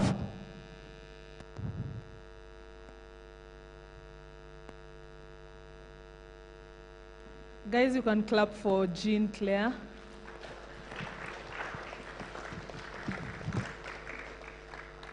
Thank you, Claire.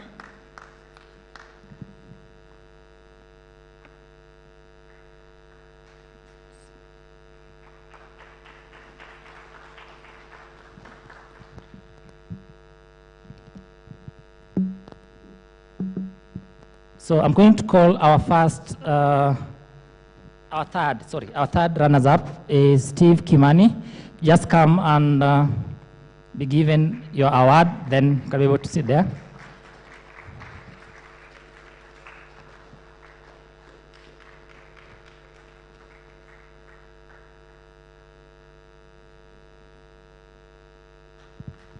Congratulations.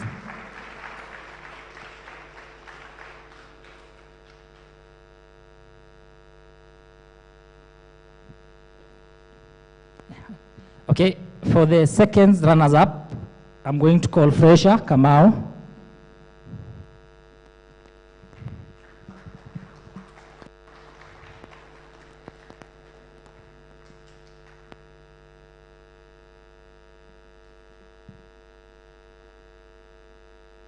If you get your award, just come and sit here, please.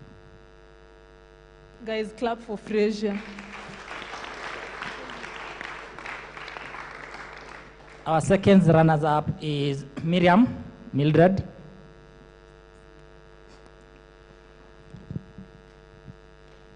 Clap for her.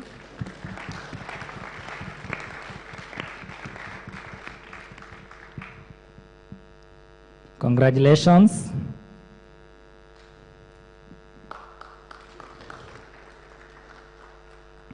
So for our first runners-up is Lucy Karanja. Hi, Koi.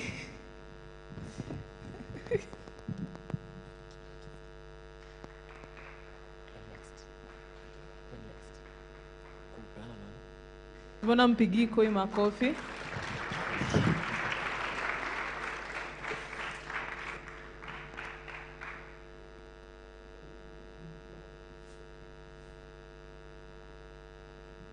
Timothy. First runners-up is Timothy Kipchirchir.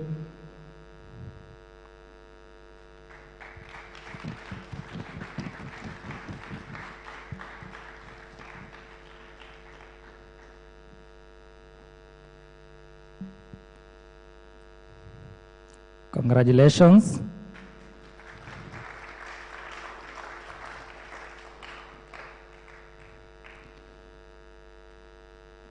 Then I'm going to call Mr. Wanyama to give for the top, the category for the top web apps is Mr.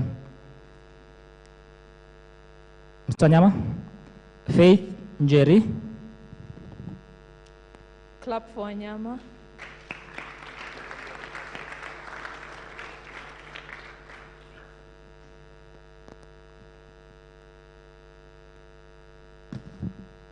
Faith.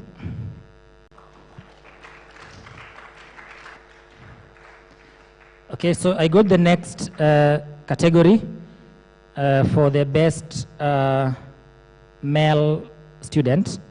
The best male student will go to, before the best, request our speaker to join us.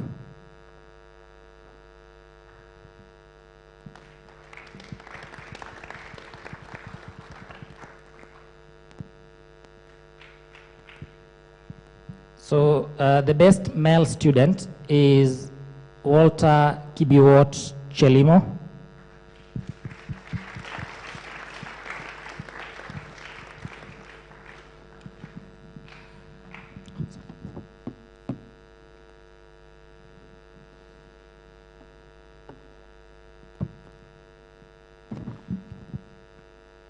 Okay, congratulations.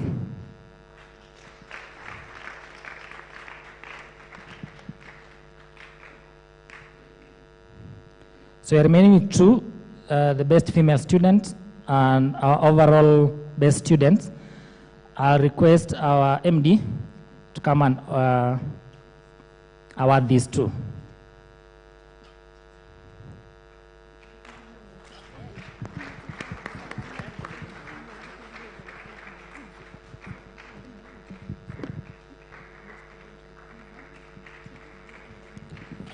So,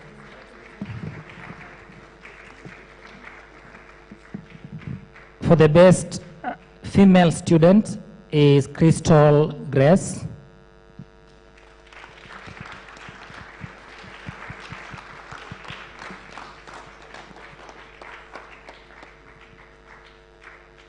Congratulations.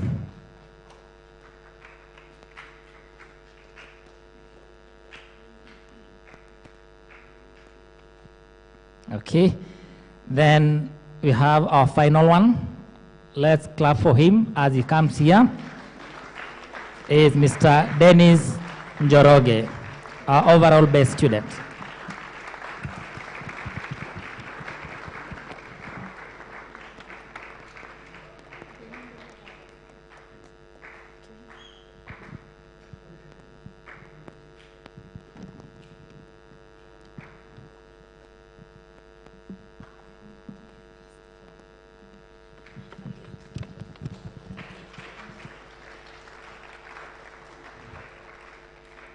Okay, I think that's it on my part. I'll take it back to Mr. Wanyama and Madam Susie.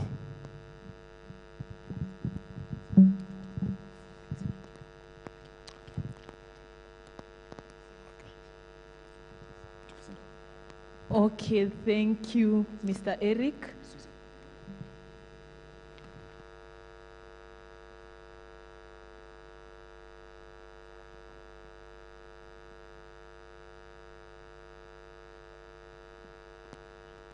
Okay, so thank you very much, Mr. Eric and our graduates here. So we will give them a minute or 30 seconds to say something, our top male and top female students. That is Dennis and Crystal. The floor is yours.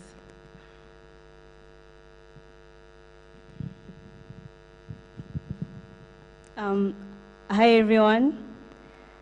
Okay, so first of all, I'm so blessed and honored to have the award as the best female student for the web development program. Just an advice to all the ladies who are here in the room. Please fight for your space in the tech industry. I know it might not be easy, but I remember when I was starting off as a beginner just early this year, I thought it was so hard. I was so discouraged because most members in my class had done a number of languages, C++, Python. It was my first time to hear of those languages when you're starting the program. It was a bit intimidating at first because sometimes when the lecturer would teach, you'd see the students wakichangia, correcting even the lecturer sometimes, and I was there wondering what should I really do next. Anyway, just to say, please fight for your space in the tech industry and also have the confidence in your ability. I never imagined I could ever get this award, but here I am. So much appreciation to everyone who has been very supportive, the lecturers, also the MD and Edna, one of the program managers at eMobilis. Thank you.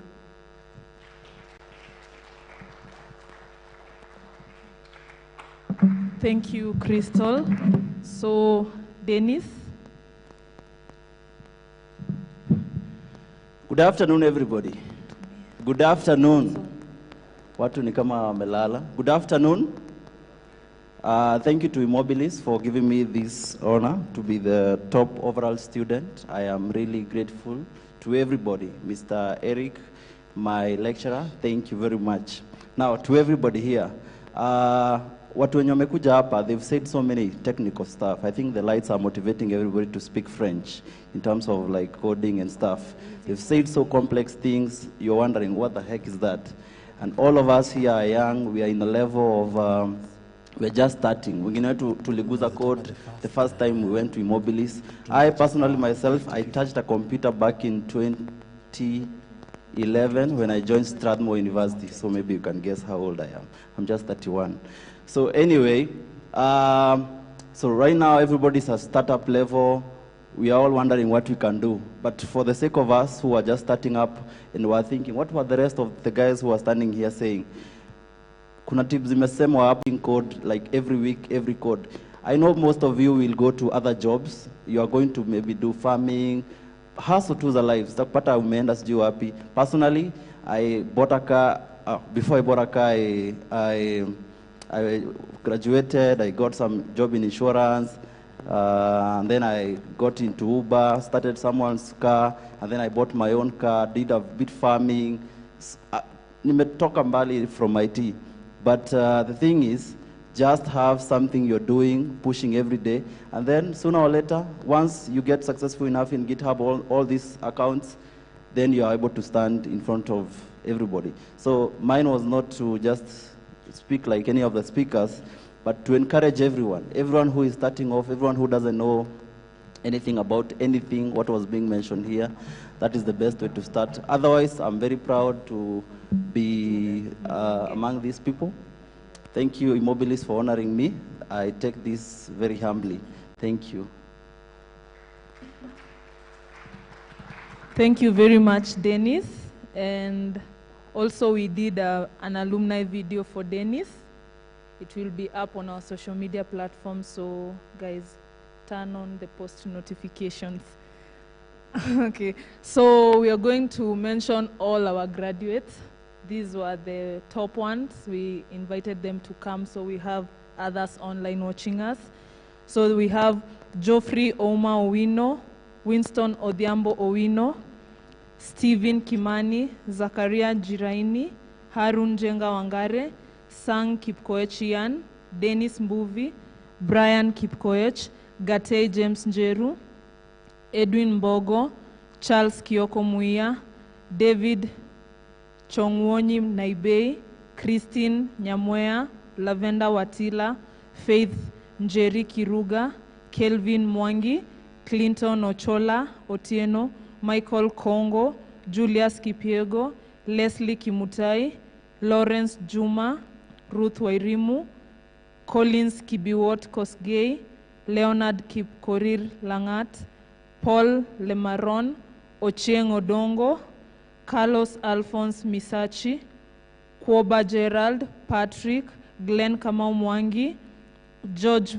Mogaka, Lowoi Clarison, Japheth Mogaru, Isaac Brian Kipruto, Emmanuel Agumba, Thani Athman Hassan, Benjamin Taura Fondo, Emmanuel Okoth Ogwenya, Eli Omamukirori Wangila, William Washira Mwangi, Brian Mumo, Caleb Watokowere, Ruben Kipngetich Langat, Stanley Nyale Mwango, Dionias Kiprono, Godfrey Ojiambo Odhiambo, John Wafula Wekesa, Japheth Mogaru, Sugut Gilbert Kip Kemoi, Matthew Omondi. All right, clap for them that Susan just read out. So as we continue, please, when we read out their names, make them feel happy just by clapping for them. I know most of them are not here, but you can do them the honor, yeah? So, so we have Patience Kamwende, Gay, Dennis Njunge, yeah, clap as we go. Dennis Njunge, Tabitha Maina, Richard Mutinda, Mariam Wangeshi, Musimbi Makrin, Bruce Lee Muneria, Priscilla Akech, Penina, Muiruri, Mishek,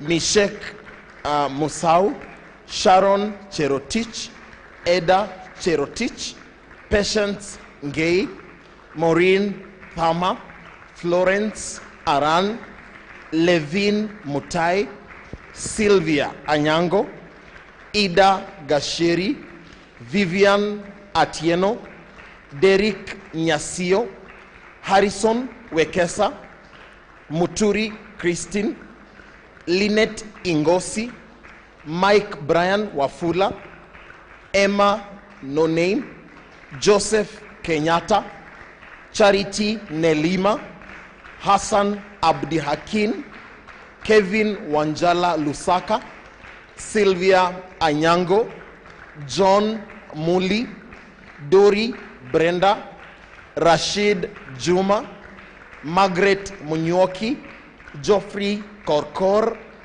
Bernard Masai, Crystal Norman, Lawrence Mbugwa, Catherine Kamau, Robert Mongare, Sandra Nyambura, Maureen Waidera, Moline Arogo, Richard Gashuhi, Mariam Abdi Hakim, Virginia Saitore, Denzel Gitonga, Koskei, Lucy Achiengi, Ochieng Simington, Netia Melvin, Mercy Sabina, Osewe Mary Claire, Vincent Nyaga, Lemiso Patrick, Habaku Konchiri, Mercy Akoth, Anastasia Muraya, Kennedy Kiplagat, Frazier Karagu, Kibet David,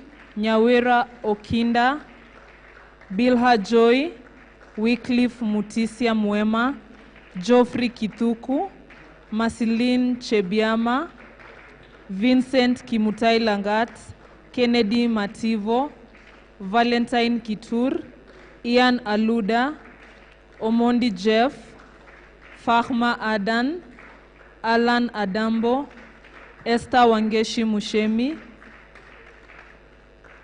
Brian Onyango Opio, Emmanuel Odenyire Christopher Anyira, Naomi Kwamboka, Franco Juma, Ancent Kivuva, Felix Kuria, Godfrey Lesho, Tabitha Mutiso, Albanas Mutua, Rogers Mwaura, Sharon Nyamongo, Evans Ogola, Chris Onsando, Gloria Riechi, Ondiere Ruth, Sharon Sawe, Ivy Wambua, Mariam Abdallah, Vema Adhiambo, and Christine Adhiambo. Yeah, thank you, Suzanne. Let's continue clapping for them kindly. Pia mtapigiwa makofi. Okay, Pauline Adhiambo, Victor Azangu, Kikumu Emmanuel, Pamela Jakorir, Lawrence Juma, Alex Karani, Walter Kibiwot, Kevin Kwendo, Beth Maureen, Lillian Mora, Eric Mugo, Esther Modi, Daisy Nekesa, Paminas Obure, Philistas Oside, Meryl Prudencia, Daisy Rono, Simon Wanjau, Zadok Kipto, Clinton Nikida, Rayford Mogendi, Korir Jebet, Evans Amolo, Jen Kimeu, Cyrus Kimugrugor, Kevin Kipkoech, Mordecai Kipngetich, Levi Kiprop, Philip Kivinji, Kennedy Musina, Kevin Ngeiwa, Ombasa Nyagau, Poland Onderi, Rafael Oko, Mano Pierre, Gideon Simon, James Kipngetich, Jeremiah Mtai, John Gicho, Rachel Kimberly, Ruth Winfred, Peter Kimutai, Jane Thiongo, Marianne Juguna, Tasha Snyaga, Adan Rashid, Cynthia Lonagine, Fidelis Modoni, Kashingi Maurice, Josephat Moreive. Okay, thank you. We can continue clapping for them. Mercy Mugambi, Harriet Arimi, Faith Chelimo, Joseph Vundi, Abayo Elizabeth, Moses Wekesa, Gideon Terer, Hibo Yusuf, Lagat Dennis, Vincent Kiprotich Ngeno, Wilfred Kibe Kasokei, Cheruyot Peter, Daniel Muithui, James Murage, Lenny Sachieng, Justin Karoki Muriu, Uel Kiprotich, Wilson Musioka, Nahashon Joroge, Pascal Juma, Ian Kiprono, Anthony Mutua, Peris Nginda, Dennis Kiplagat, Kabura Peter, Gideon Kiplagat, Kipkemoi Elvis, Lynn Chebet, Ruth Adhiambo, Migosi Ambrose, Levis Paul, Miriam Mildred, Geoffrey Odiwar, Valerie Atonya, Kipkirui Rono, Manza Joshua, Masi Kiende, Jeremiah Mtai, and lastly but not least, Allen Limo. Thank you guys. You can clap for them. Thank you, thank you. Back to you, Wanyama. Okay, ladies and gentlemen, as you can see, that event didn't take as long. So those were our cohort 2 graduates. And ladies and gentlemen, at a count of 3, let's clap for them. 1, 2, 3. Moja, mbili, tatu, funga, fungua. So that was the ancient missionary way of how to clap for graduates. And okay, all right. So at least I'll prove myself so that I'm not a liar. So I think that's it, ladies and gentlemen. So I think I'll have Fraser and the team prepare. I think even Susan, you are part of this team that is preparing. Yeah. So that I think at that I'll have to say I was also one of your MCs today, and my name is Wanyama as usual. You guys, I know there are some that have graduated today, but those of you that are still in session ni hizo Monday kama kawaida. Tupatane class. Si kesho, relax. Kesho sini? Sini lazima, kesho ni shule bana. Hata mkafanya nikafikiria, kesho ni saa 2. So tomorrow as usual, unless you talk to your director very well. No, tomorrow we are in session. I know his language, so he already said whatever I wanted to hear. Yeah. So tomorrow at 8, them that are meant to show up at 8, very punctual, and them that are meant to come in on Saturday as well. We are in session. So otherwise, that's it from me. Susan, back to you as you prepare your team.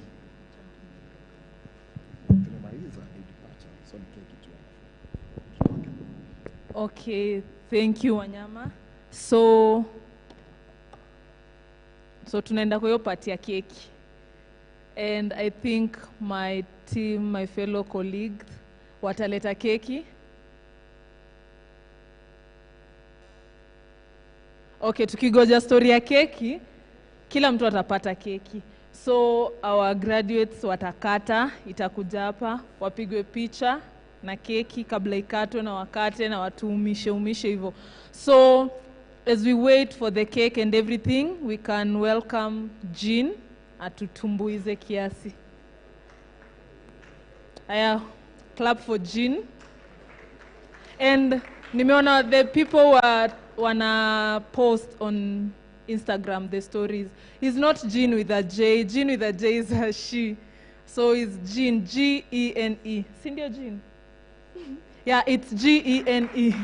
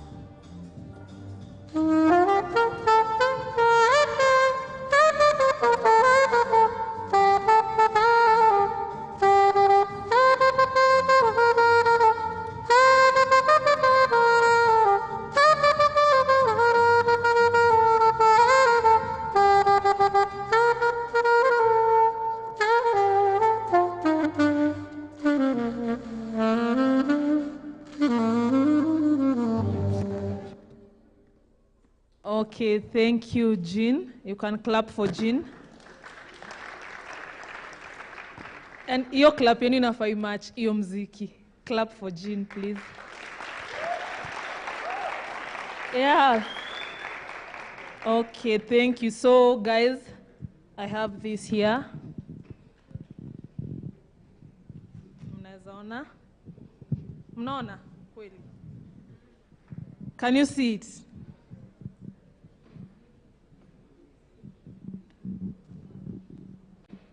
So it's an eMobilis hoodie.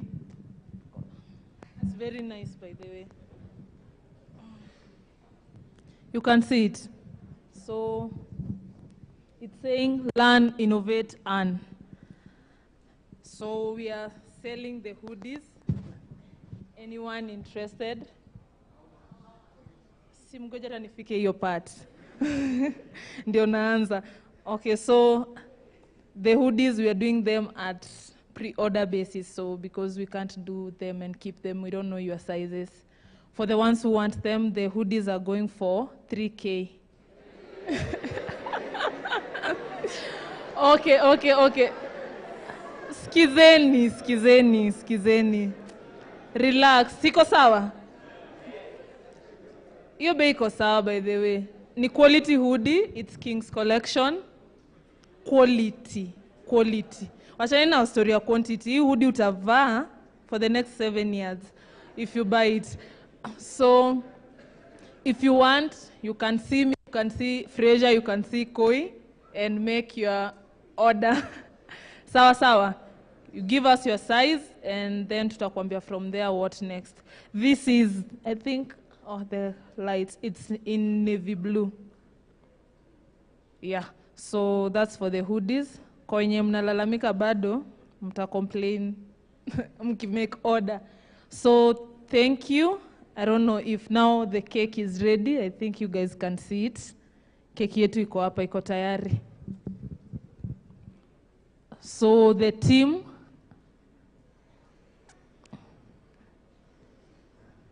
kindly karibieni.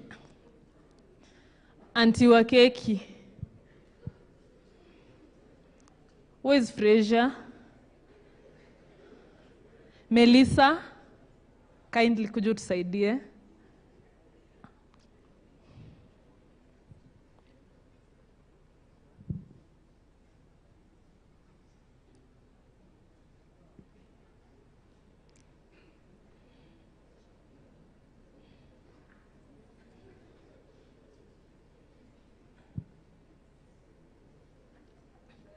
Eric kuja ukate keki.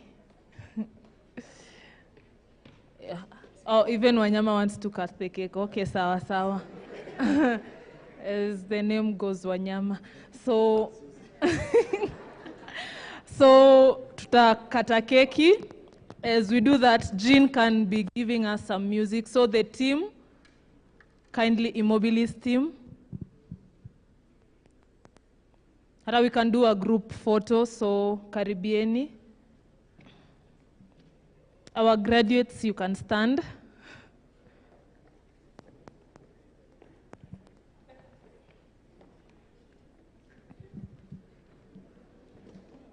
Wapigieni makofi hata wakikuja tafadhali.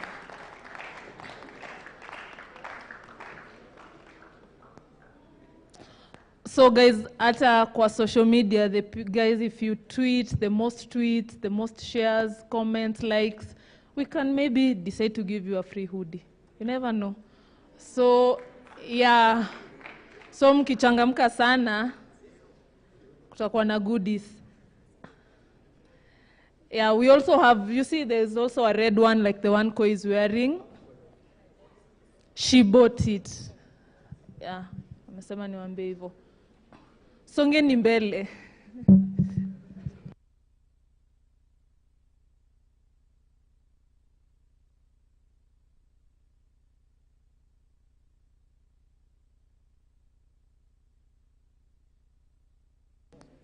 Ya mkuja hapa mbele ya hii. Mtatosha. Kamera ni kubwa. Focus yake iko kubwa. We can zoom.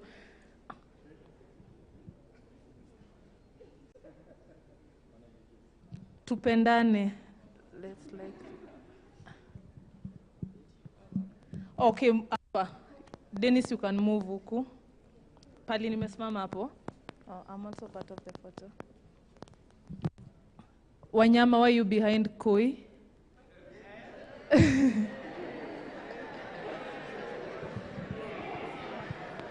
Okay, sawa. Ni vile alikuwa anatafuta space. Okay.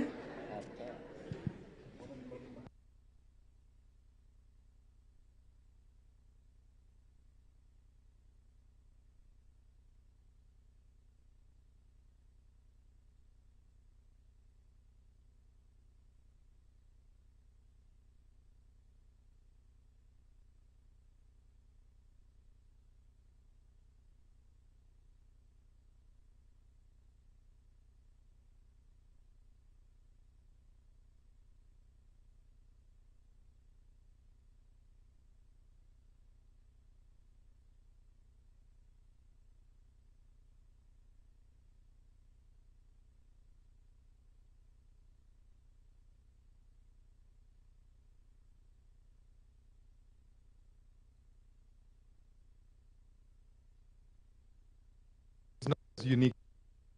It's a cross. Thank you, staff, eMobilis team, and the graduates. So, Auntie Wakeki. Who is the Auntie Wakeki today? Or Wanyama, you can do the. Sijasema ni Auntie Wakeki, he's just doing the honors. Uncle Wakeki, sawa. Wanyama. Our graduates, you can help Wanyama kushika kisu, we cut the cake. Even the team, when you wanaweza tu tosha, at least we do for the photo. So our graduates and Mr. Wanyama. Shikilieni.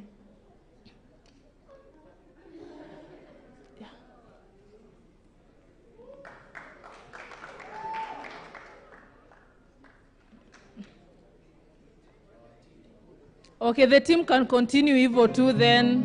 Yeah.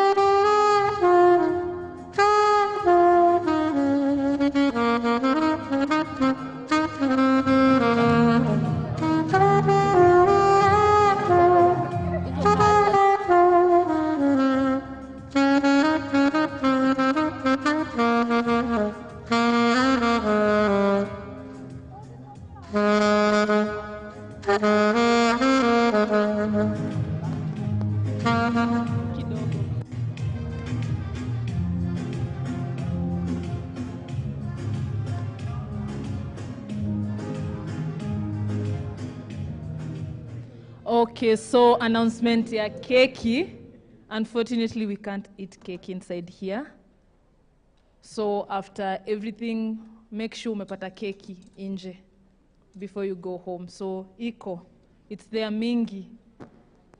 Hata kuna ingine huko nyuma. So yes, sai hamtapata anything, just watch it. Jean, we can continue.